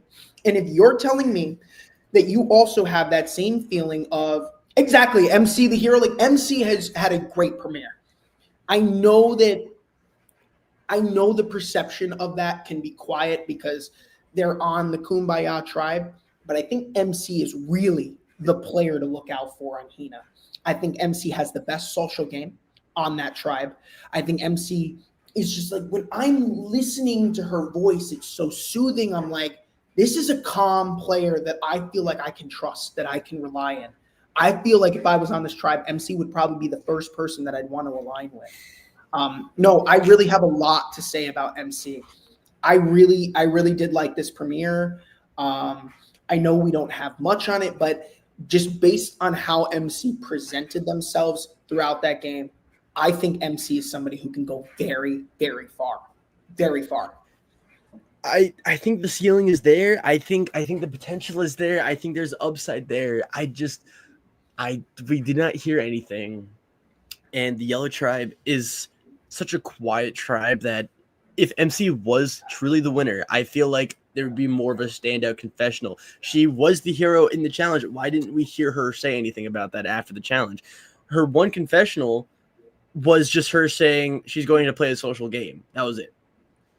And so it's hard. It's rough because if she was the winner, we would get a little more. It wouldn't be a lot, but she would have at least 2 more confessionals, whether it's her making bonds or her working on shelter or the first few days.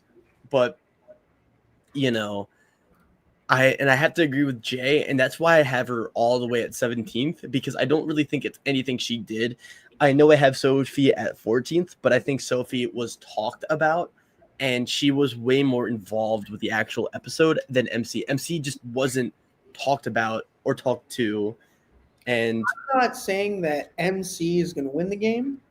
okay, That I think she has what it takes to go very far in this game. I definitely see it. Now you can say that MC is going to be the next to go. I'm not saying that. I'm just saying she's not winning. I think there is a zero. I'm calling it a 0% chance that she goes home next episode. I think she's already in a good spot on that drive. Yeah, She goes home. but my ranking isn't really based on who I think is going home. It's the win probability. It's the win percentage. That's right. That's where you and I differ, because I'm somebody who picks probability of who I think is going to go home next. I'm trying to guess that order.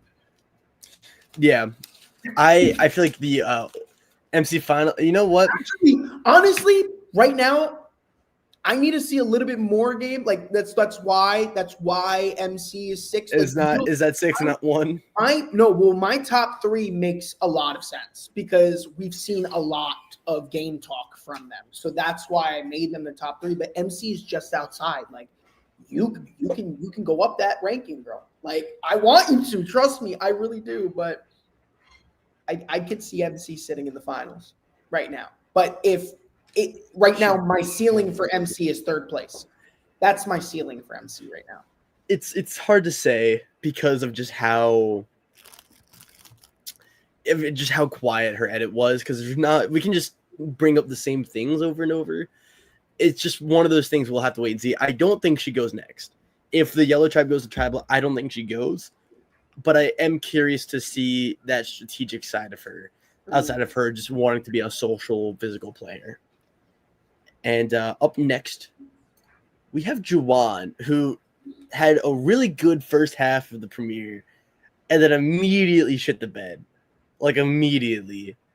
The most mixed bag of a premiere we've seen in a long time. Well, why would you say that Juwan kind of went downhill for the premiere? Why would you make that? Well, I'm curious to hear your thoughts and opinions on that.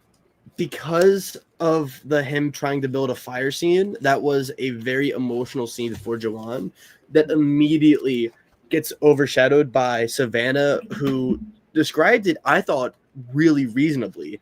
It wasn't that Savannah was like trying to be rude or pick on Juwan, but she was just like, if he is going to cry after not being able to make a fire and provide, then that is a red flag and someone to look out for.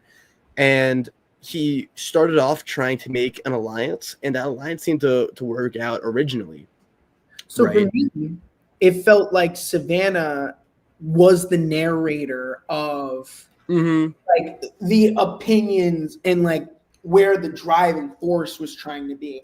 I feel like that was more of a projection of Savannah's ideas and where Savannah's head is at for Juwan, but I don't think that that's the trajectory of where Juwan is. I do think Juwan can prove themselves in different ways. We have another immunity challenge. If Juwan has a hero moment, that can really change a lot. I rank Juwan a little bit higher here because, like I said, I do think that the Uli tribe is the most dominant, but I rank Juwan here because out of the people on that tribe, 5 of them seem to be a really prominent figure this season, like a really big figure. And I do think that because of what you said, that confessional conversation with Savannah, that puts Juwan at this spot. I only rank Sage underneath because we got nothing from Sage. But the people out of the 5 that we did hear from, Juwan's not the one in those alliance talks and those, suggestions of who we can make an alliance with. So that's why I would rank him in this spot. Because I also rank my positions based on the tribe itself. And then I rank the tribe, who's 1 through 6 on each tribe. And then I put it together through there. That's how I do my process. But when I did it, Juwan ranked here. I think he does make the merge. Yeah. Thinking about it now, when I'm looking at it at 7, I don't think maybe he makes it to 7. I think maybe 10 through 8 is more reasonable. Honestly, 10 through 8. Maybe this might be crackpot. I think the overall between the both of us, I think that's more of an accurate. Yeah, I think. To be honest, I honestly think Jawan. I mean, this is crazy to say, but hear me out, guys. I think Jawan could be the fallen angel of Survivor 49. I think he could have the setup and the start to a really cool rise and fall. I think he had because he is shown to be a capable player, because the players in his original alliance of him, Savannah, Shannon, Nate did not include him, by the way. He included Rizzo in that 4. Nate did not include Jawan. Jawan was never mentioned in an alliance conversation. Only with Savannah and Shannon, and they had that scene where they're looking for the 4th. And Jawan gets a lot of screen time, and he gets a lot of moments. Like he got the opening monologue, right? Which usually isn't the best sign. I know Tevin got it in 46, and that was like a big red flag for his edit. And he's playing with a lot of heart and a lot of emotion, and he's wearing it on his sleeve. And I don't think it was necessarily a bad thing.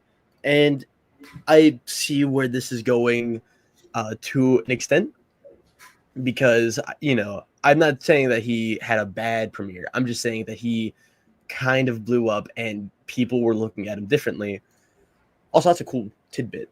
Let's keep this in mind, Josh, while we talk about this season being the hottest. I knew. I think that there's going to be a medevac this season after I heard that news. If anybody else didn't hear that either, Jeff has gone on and said on record that this is one of the hottest, temperature-wise, hottest seasons of Survivor that we've seen. It's up to par with Cal Wrong. That's how hot it is. Yeah. So to me, that's a telltale sign that we're probably going to have a reward, an immunity, or somebody at Tribe at like camp is probably going to pass out. Like, I think we are going to get a medevac this season.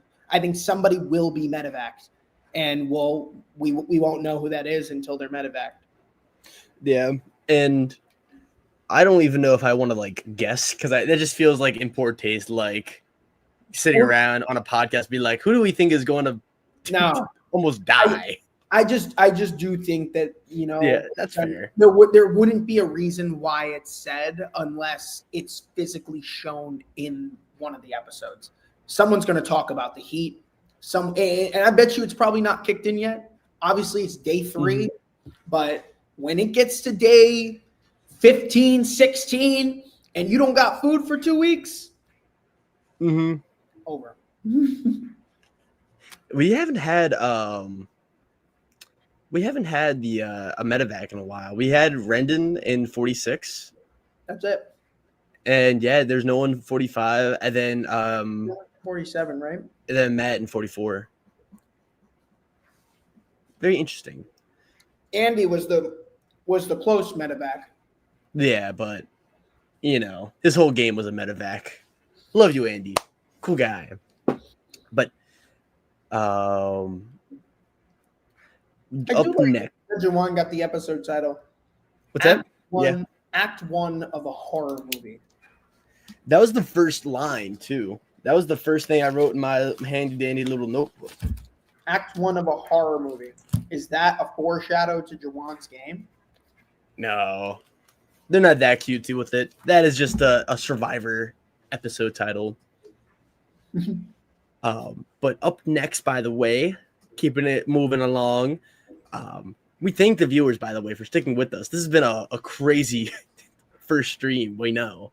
Well, you know this, Will. When it gets down to the beginning of the season, we got 18 people to talk about all season. The only time it's going to be this long, I mean, it's going to keep being this long, but the only time it's going to be this long is when we get down and we do the finale and we talk about everybody all over again. But we have to talk about everybody. We didn't even get a preseason ranking. Mm-hmm. But it's okay. I'm having fun, and you're having fun. Next up, we have Alex, who I think I'm very hesitant on. I want to like Alex.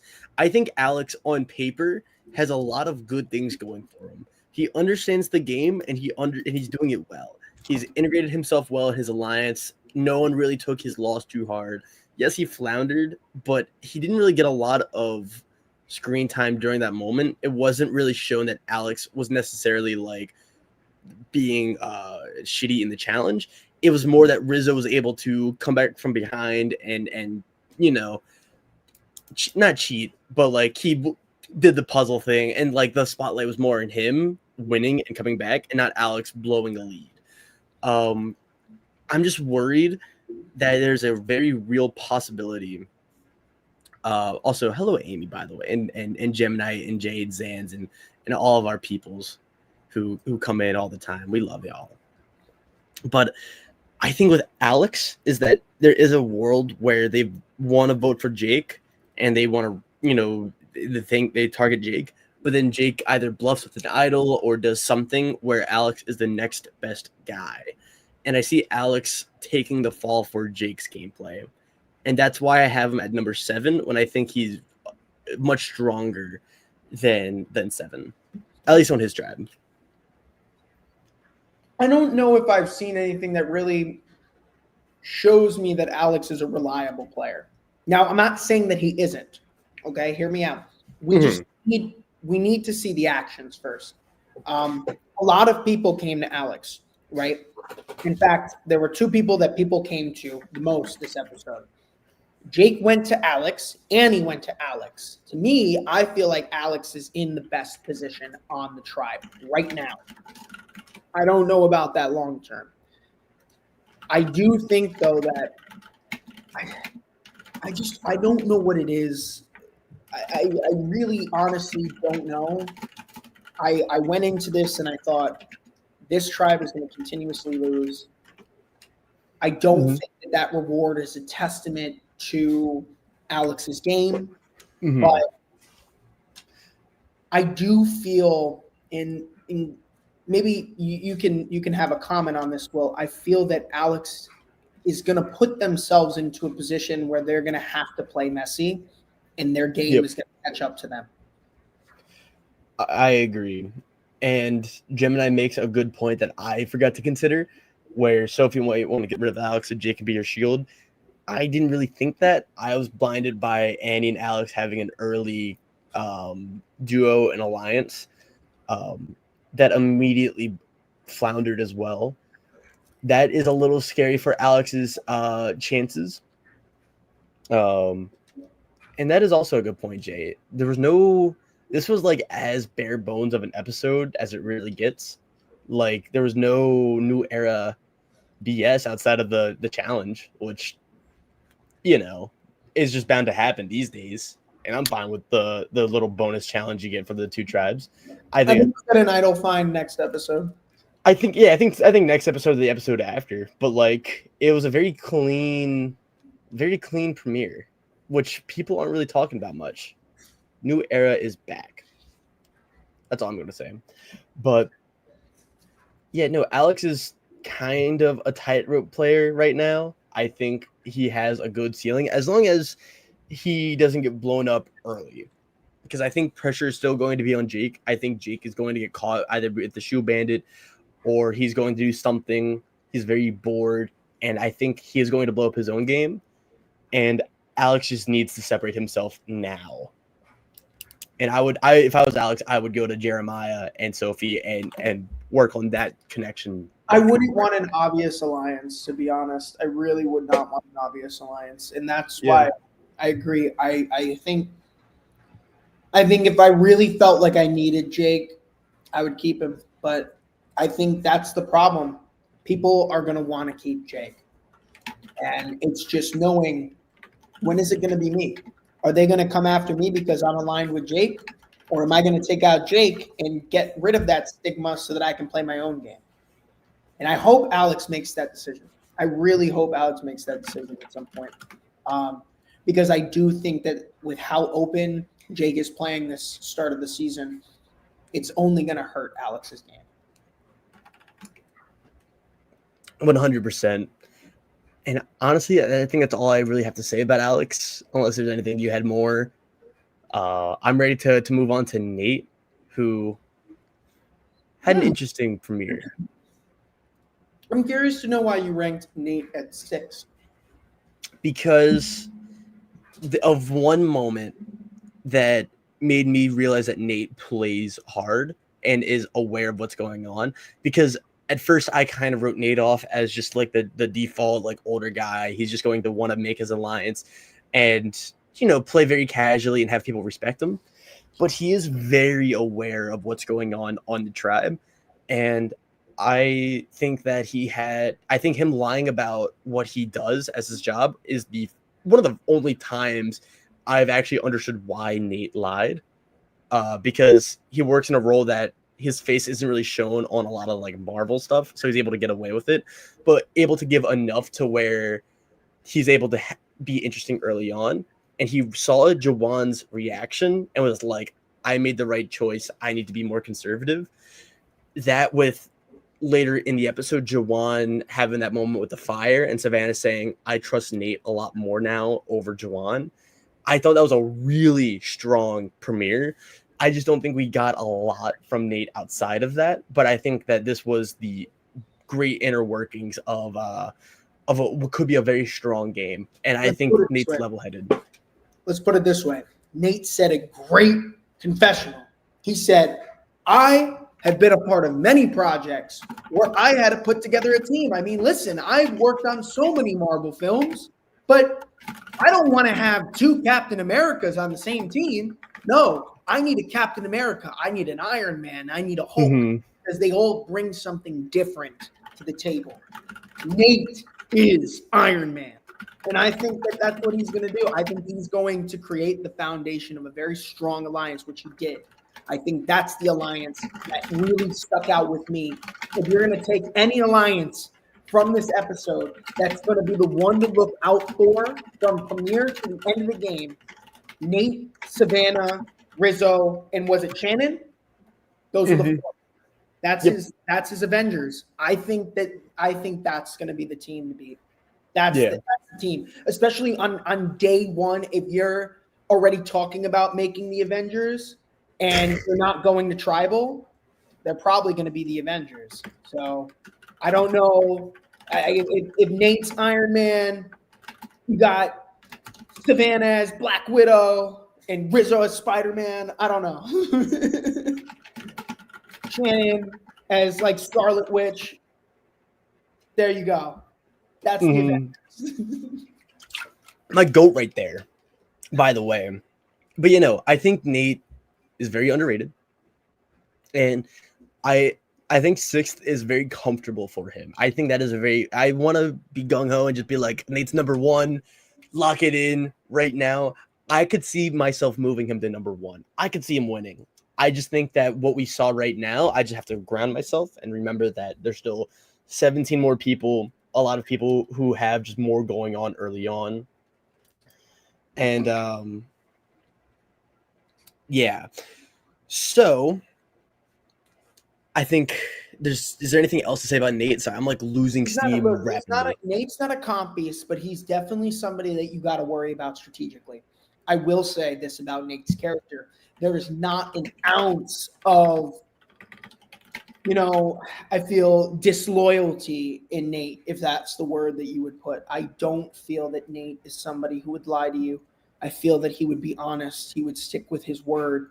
And Nate is someone who can be calm, cool, and collected. I feel like it's been a while since we've seen a Nate, like a player who's typically like on the older side within their tribe. They got a lot of younger players, and Nate's coming in here and is playing. Nate is showing people the value in the trust, and I honestly think I like Nate's trajectory. I don't see enough from him. I see him creating the team, but what happens when that team has to go against each other? I don't think Nate would win. Yeah, but that is so far and away right now that I see Nate finding cover in insulation because he's aware of what's going on and how he needs to be. And so if he can do it then, I think he can do it in the future as well, honestly. The next up, another contentious pick. I really like Matt. I think Matt, more than anyone on his tribe, gave the best premiere. Better than Steven, better than MC, better than Christina. Can we better. do the crackpot theory, please? Like, Okay, is it crackpot? Is Matt crackpot? I don't think Matt's crackpot. I think it is. I'll play it, but I'm not gonna play it happily. Matt told us from the beginning of the episode, he's like, I'm on a tribe with a bunch of kids, and they're talking about things that I don't even know about. But at the same time, here's what I saw. Wow. I saw Matt say this. Well, naturally, he's like 50 years old, and they're talking about Project M. All right, I don't think Matt knows about Project M. I forgot about Project M. First of all, second of all, the thing with Matt is that he said that he will struggle socially, and this, that, the other thing. Steven clocks Matt immediately, but sees that as an ally. Steven says, in his confession, like, I see Matt knows how to survive and he knows how to build a fire. Told Matt, he's like, hey, Matt, do you want to take a hand at it? Matt immediately builds a fire. Matt's like, this could be my strategy if I can provide for my tribe and like really be good with the outdoors experience. That kind of player helps win challenges all the time. Matt, I don't think is as old as we would think. He just has a crazy beard and like crazy hair and dresses like he's going to an old timers reunion. No offense to his oh my god, everyone wants the crackpot.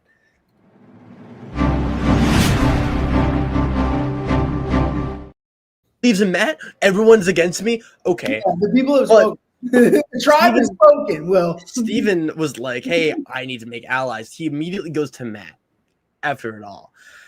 I think Matt is not going to be a very proactive player, but I do see him as the kind of player to be able to balance in between alliances. He's definitely making merge, I think. Because I think his tribe isn't a very flashily strong tribe. And I think he could be the hero. I just think he's unorthodox. And I think that if he was the winner, I think this is the kind of episode he would get. And that's where I stand. I think that of all the people on the tribe, Matt had the second worst social connections on premiere night. I did not see Matt going far. I don't see Matt insulated. In fact, when it came down to MC, Steven, and Jason all talking, Matt wasn't included. I think there's a very strong shot that Matt actually will be the first person to leave this tribe. I don't have him making the merge at all. I know that he claims that he does a lot of stuff around camp, and he was a part of the Boy Scouts. That's great, but if that's the only thing that you feel you bring to the table, that's a big problem because people don't really value, being able to build a shelter and making fire after day like 6, 7, because at that point, hopefully everyone's had a chance to learn from somebody who's been trying to make fire. Like nobody cares about people who bring fish anymore. Every single thing is going to be used as a threat. Oh yeah. And Matt, I feel like this is a case of this guy knows a lot. Cool. All right. But he's not helping us win immunity. I get that, but granted, day 7, if Matt doesn't have any allies or anything going on, I agree. But that role in itself, that just draws people to you very early on, and you can use that to then jumpstart relationships and bond with people. I think that is the upside to Matt's game that we're not seeing. All right. You doubt me, but when it's a Matt and Nate final 2, and yes, it's a final 2, y'all are going to be sorry. Y'all are going to be like, oh my God. How about this? I'm willing to make my first little statement here, and people can use it against me in the next episode of StockWatch. I'm willing to make a little friendly thing and say that Matt will never meet Nate in this game. Never. What? Matt will never meet Nate in this Never game. meet Nate? They will never be on the same tribe. In fact, Matt will be voted Hey. out long before Matt gets that chance. Next episode, there's going to be a journey that Matt and Nate will go on, by the way. I will cry. And they'll form a cross-tribe alliance. And I'll sit here like, well, Dude, that age, well. I'm just saying, like, Imagine Nate and Matt go on a journey next episode. Matt loses their vote. They go to tribal. why is everyone so against Matt? I thought Matt was way more level-headed than I originally would have given him credit for. He's the way he is able to articulate his game too. He just seems very aware as well. And hi, Paula. All right. Well, I guess we're just gonna have to see. And up next, we have a guy we've been kind of mentioning here and there. We have Steven, the kind of linchpin of this tribe. You have him at number 5. You have him way higher than me. What's going on with Steven? I put Steven there because Steven was the foundation of the Hina Alliance conversations. Plus, they steamrolled premiere night. So Steven is somebody who I can see going there. But usually the person who's the foundation of those alliances, they don't typically do well. So I had Steven being one of those players that was taken out just before finale. I think Steven's going to be one of those late game threats. Maybe Steven finds an idol. I think right now Steven's probably my top pick for finding an idol on Hina. There isn't a lot really going on, but I feel like Steven would be somebody if he found an idol that would say, hey, MC, hey, Jason, I have one. Let's solidify something. Let's lock something in. Mm-hmm. So that's why I have him. Plus, he's a rocket scientist. I mean, this dude, he really held his job well. He wasn't honest about it, but I think there's definitely potential here. I mean, based on what we got, this is a tribe that's going to dominate in those immunities. Oh, as we talk about Steven. as I have him at 9. Hi, Steven. I don't want to be critical, and we go off Edgic and the edits. I think Steven has a lot of really cool ideas, and this is rough now. Hey, listen, we got to do the show. Let's do it. So here's my thing with Steven. I think that he is right now in the best overall position on his tribe. Yes. And I think that is something very important. And I have him at 9, but that's a very loose 9. I've moved players from 9 to 1 before, and I'm not afraid to do it again. I'll move MC, who I've at 17, up to number 1 if it pans out well. But my only fear is that it was the scene where he wanted to make bonds with everyone, and he wasn't sussed out, but Jason was like, I hope Steven isn't making one-on-one deals with everyone. Cuts immediately to Steven and MC talking, right? And then Steven being a little anxious that other people are going to make alliances without him and leave him under the bus. When I'm like, Steven, you're doing the same thing. It is part of the game. It is okay. They will do that, but your bonds will be stronger because Steven's bonds were stronger. Matt said that him and Steven had the tightest bond yet. Jason, yes, he stated that he's scared that Steven's pitching deals to everyone, but he doesn't fully know that. That is just him being cautious. But I also think it's good for Steven's game too. I mean, Steven, you played the game. I don't think I have anything to roast you on. I mean, Hina was a tribe right now, premiere episode that was very kumbaya, right? Mm-hmm. The fact that Steven is actually being the one to initiate those conversations, sometimes you got to jump the gun on that. Sometimes you have to say, hey, listen, at some point there's going to be a line drawn, but I don't want to have to start making moves to draw that line when that happens, because at that point seeds have already been planted, and I can just, kind of put that in overdrive.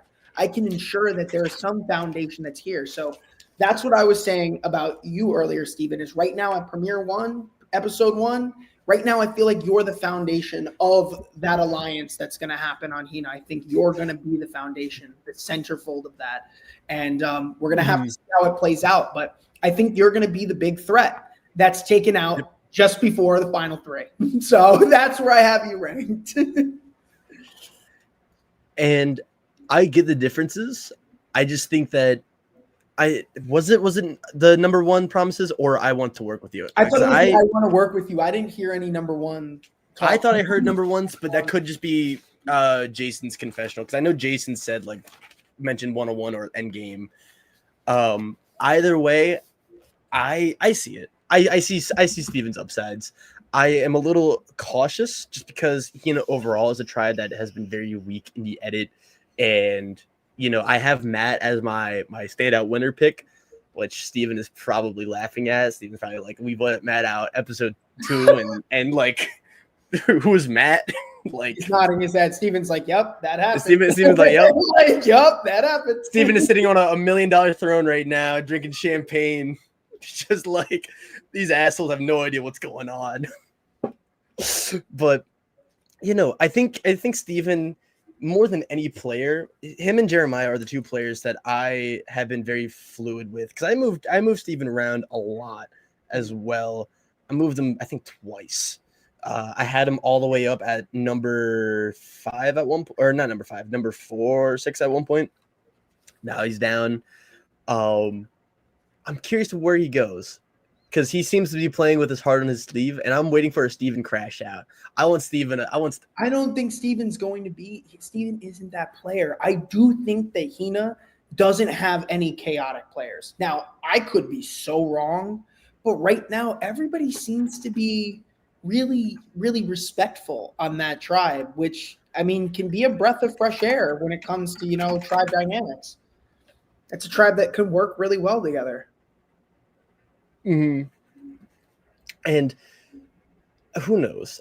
I'm just curious to see where Hina goes if they go to tribal, because that's the only thing that we didn't really get much of. We didn't get a lot of strategy. It was always just Steven's 101s, and that is it.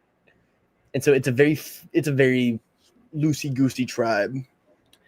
And I'm curious to where Steven goes after this. Oh my God. I'm with you. What are the odds? What are the odds that Steven came, unless he's been here the whole time? I'm just waiting. Where am I? Every time we talk about someone else, he's just... They must have me up there. Hey, honestly, 6 out of 17, not bad, Steven. Well, for Premier, I think that's a pretty solid case.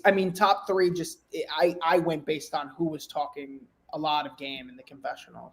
Mm-hmm. And Steven definitely was. Steven was up there, 100%. Steven was up there. That's why I ranked him high. Anywho, I think moving right along, we have another quieter personality in Christina. Okay. I don't know what to really think about Christina so far. She just didn't really get a lot of much of anything. Christina said in the bio descriptions that Christina wanted to play a game similar to Suri. I feel like this might be one of those games, but again, picking number 4, we didn't really see anything that kind of accumulated that story. When we look at the people who've been taken out in fire, they're usually those bigger characters. Like you made a great point earlier. Jawan could be, one of those players that gets taken out in fire that we want to root for, that we really want to root for, but they just fall so short. I ranked Christina here because I do think Christina is going to play that social game. I think Christina is going to be in a solid foundation, solid alliance on a really great tribe, but nobody's going to perceive Christina as a threat. Given they've won comps, Christina is not an issue. She's not a problem on episode 1 right now. They're not making it seem like right now that tribe is working well. But yeah, it is players who want to play like Suri that end up having a lot of favor. Now we didn't see much from Christina, but I guess this ranking is more just the prediction, the hope that she's going to be a later under the radar player. Yeah, and we see she wants to be Suri 2.0, and she has a weird fear for someone who applied to go on Survivor, right? Suri was afraid of leaves at first. So Christina being afraid of birds isn't really something to scoff at. I think I don't have her lower because the oddballs that Christina's definitely an oddball, I think they have found a lot of success in New Era Survivor. So I'm less just like going to write her off. I just think that we didn't get much of from her early on. It's been way too personality centric. And if she is afraid of birds, I wanted her to be like, I know this looks bad on me. I need to do something about it, and then see her make connections. Because she might be making the connections. She could have a final two with anyone right now, and we just don't know about it. And if we don't know about it, then it must not be important right now. I think, well, for me, Christina, like I thought Christina was somebody who could really engage a group of people. I thought her personality was infectious. When I was watching that episode, I was looking at the way that Christina was speaking to others, and Christina was somebody who I felt like could really welcome anybody into a room. And I love that about Christina. I actually, can I be honest about something? Yeah. I predicted that Christina was going to be the first person voted out this episode.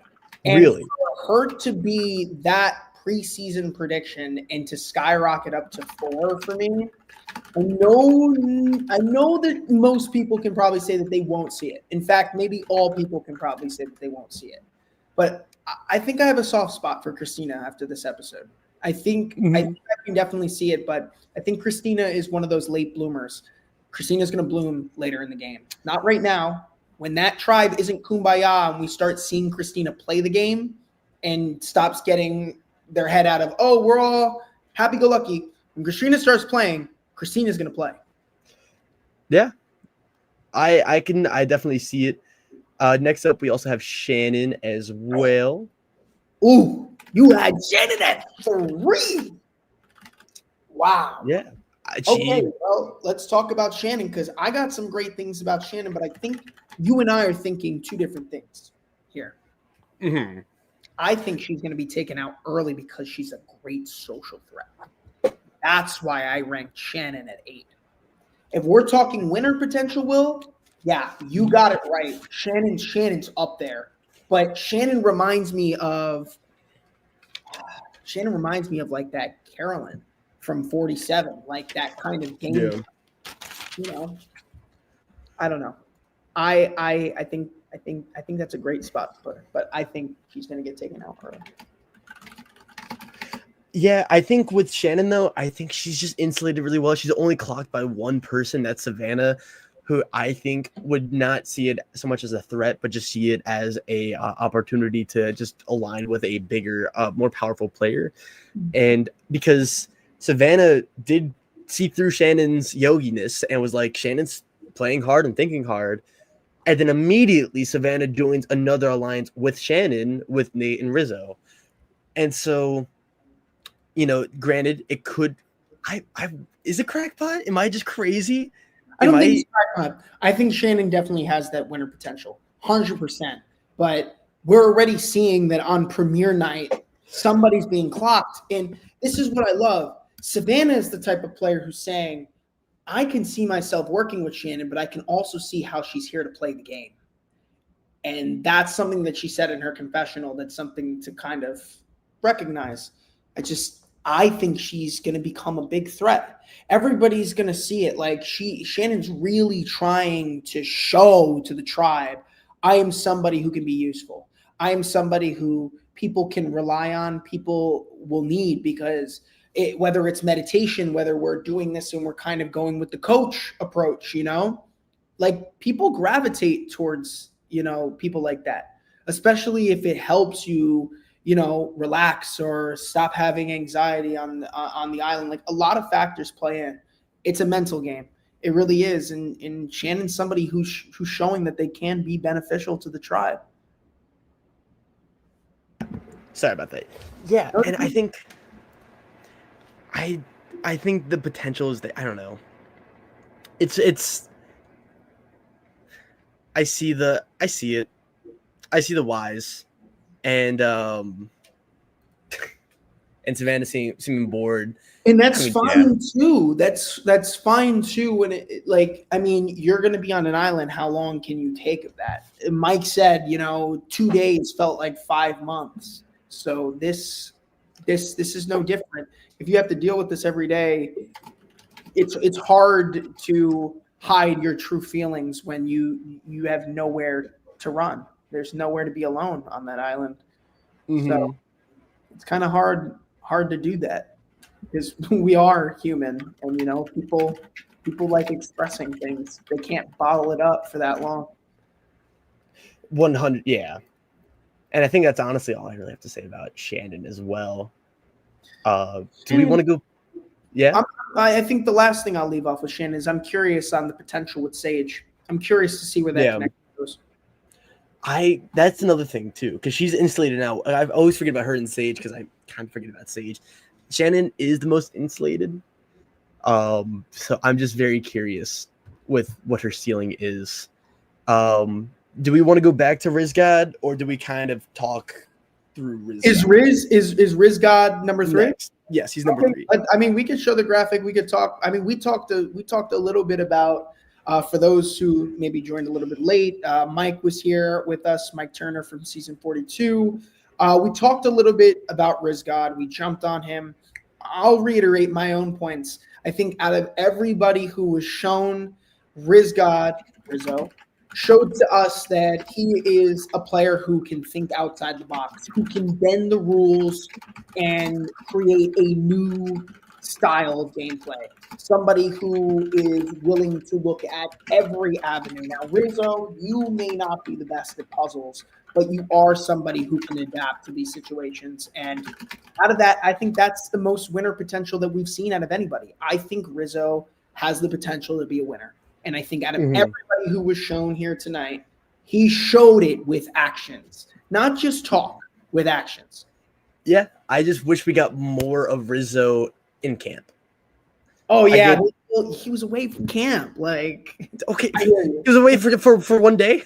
We need more strategy talk with Rizzo. We need to see what the dynamics are with him. And to be fair, too, if we did, his winner edit would be a little too strong if he was the winner, and they showed that as well. Yeah. Yeah, but I mean, I've said all I can about Rizzo. I really do like his stock. I mean, listen, if you have Rizzo, if you have that stock and you already bought it, hold it. I would not give that up. I would not give up Rizzo for anything. Yeah. Like, I have my Rizzo token, my Riz coin. My Riz coin? That's what we're going in? Is that the currency, the Riz coin? Riz coin, yeah. All right, we got to trademark that. Because Rizzo's going to probably be like, oh, I need that now. And now the Riz guy's going to come out with the Riz coin. And now we're going to have to pay the Riz currency. Too much Riz for one podcast. There you go. And then up next, we have Sophie, who I kind of regret having at number 2. I kind of want to move her up one, but so I mean, this is our consistent one.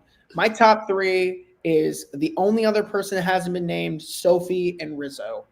That's where I'm ranking them. These were the 3 people. I mean, I can move away Rizzo. Rizzo showed me with actions. That's why I really like Rizzo. But Sophie and Savannah were 2 players that were talking the most strategy in their confessionals. They were playing the game from day one. They were ready to adapt. They were ready to work with people. They were ready to be in those conversations. Sophie is what Venus could have been. That's my opinion. Sophie is somebody who actually people want to work with Sophie, but is not afraid to be bold and aggressive. I think Sophie's going to be the late game entertainment. Sophie's going to be a strong player. And I feel that I kind of like Sophie's personality. Sophie is very aggressive when it comes to the game. And I just sense that there's going to be a moment this season that is just, I feel Sophie's going to be iconic. I feel like Sophie is going to be an iconic player this season. Yeah, honestly, I'm rooting for Sophie overall. I think that she recognized her position immediately and immediately found herself, I think, in the best position on that blue tribe. I don't think anyone's going to target Sophie. She's in good with Jeremiah. She's clearly in good with Annie. She's in good with Jake. She was the first part of that bromance plus Sophie Alliance. And I think no matter what, she will be fine. And,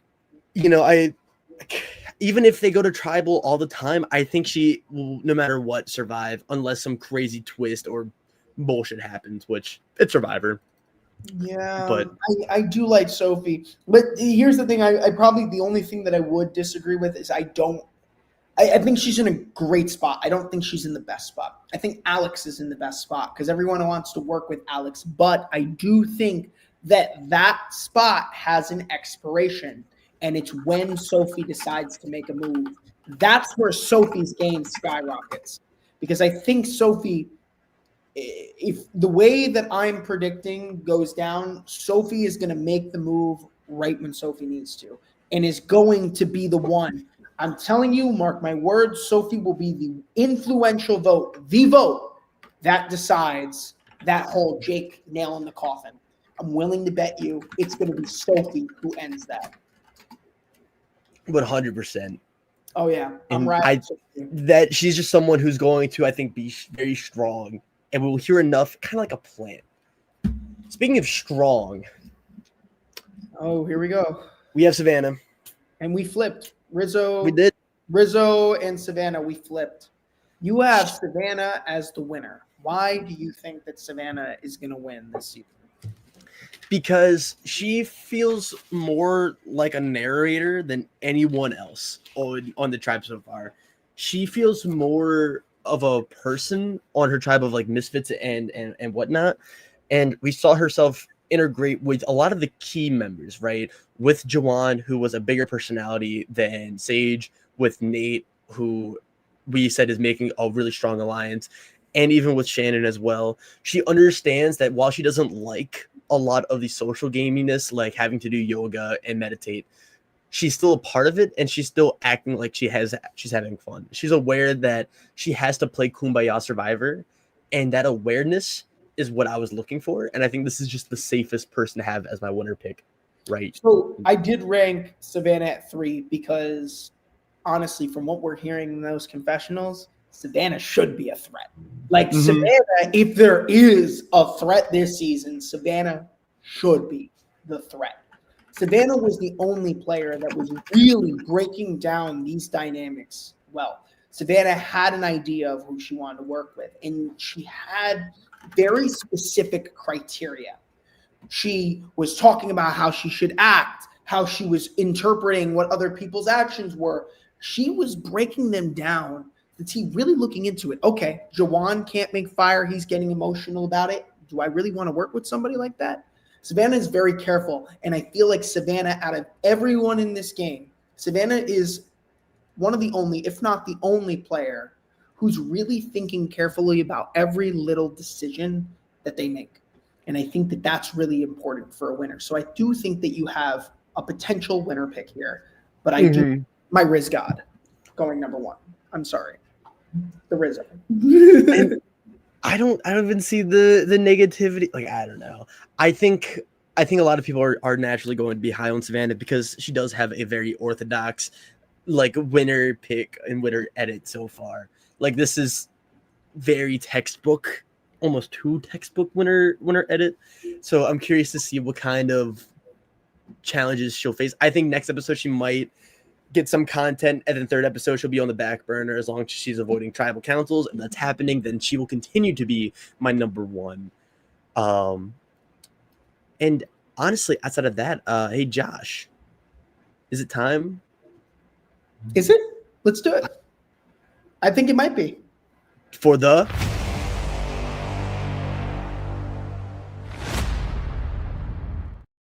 Oh, yeah. Here we go. It's stock exchange time. We here at the Survivor Now podcast Stock Exchange love to do this segment, the StockWatch. Stock Exchange.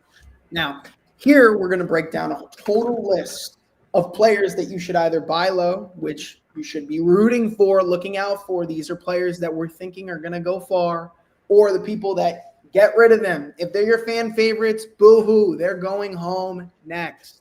So, Will, I'll start out with my 2 that I really have for this episode. I'm going to start off simply, if you can buy Sophie B. Lowe, I would go with Which it. is hard. So, it's our second overall pick. Right now, it's going to be a hard pick to buy low for. But if you can potentially get Sophie Lowe, take Sophie. I mean, there are some bigger names out there, some people that will probably get a lot more, a lot more bucks for your stock. But to be honest, I think Sophie is definitely a really good pick for that. Players that I've already mentioned that you should sell high, Jake. Jake is definitely somebody that needs to go. I don't think the chaos has really helped Jake's game at all. I feel it's more that Jake is on Survivor to have this adventure, to have fun, to do it for the experience. But Jake isn't somebody who's showing me that Jake is doing it for the money. And that's where I have a tough time picking Jake as a potential winner. So those are my two picks. Will, do you have a potential buy low and sell high?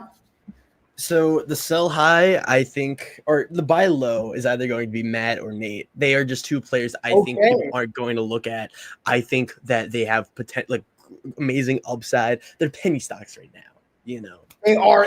Honestly, that's a good point. Matt and Nate would be penny stocks because I don't feel like anybody's really looking at jumping on those players. And those are two guys that could potentially make the jury and go really deep in this game. Yeah. I think that those are some really great picks for your buy low. Oh, and my sell high, I think Jawan. I think more than Jake, Jawan has even bigger upside. I think Jawan could make merge. I think Jawan could make it really far. I just don't know if he wins. And I think something's going to happen. You're recommending to the viewers that you should sell high Jawan because Jawan will make it far. You want to make that money off of Jawan rather than try and hold Jawan and see if you could get that potential upside. Mm-hmm. Okay. You heard it here first. These are the official stock exchange picks. Put a stamp on it. Put a stamp. The stamp of approval.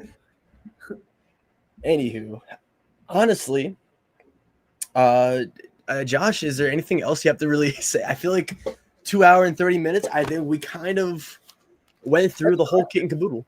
That's the record. I think that's between the both of us. That is the longest Survivor stock we've ever had. We did invite the personification of Hoboken, New Jersey, into the podcast. We were always due for a 4 hour. If Mike was still here, we would still be talking about it. Be here all day. Yeah, but it was great to have, and it was great to have. Yeah. Thanks for everyone watching. To the viewers, we thank you all. It's been a great time, seeing everyone. I hope we've all been well. I hope we had a fun off season. I've been watching Big Brother. Big Brother's been awesome. Josh, good seeing you as well. And if Hoboken Mike, you're still out there, open invitation. Steven, if you're out there, I know you're, strained by NDAs right now, but if you ever want to, we'll get you next season. We'll get you next time. We'll get you for 50. Will there be another fun guest next week? Perchance. There might be. I don't know if I'm able to confirm or deny anything. Stay tuned. And we'll see y'all next time, y'all. Peace.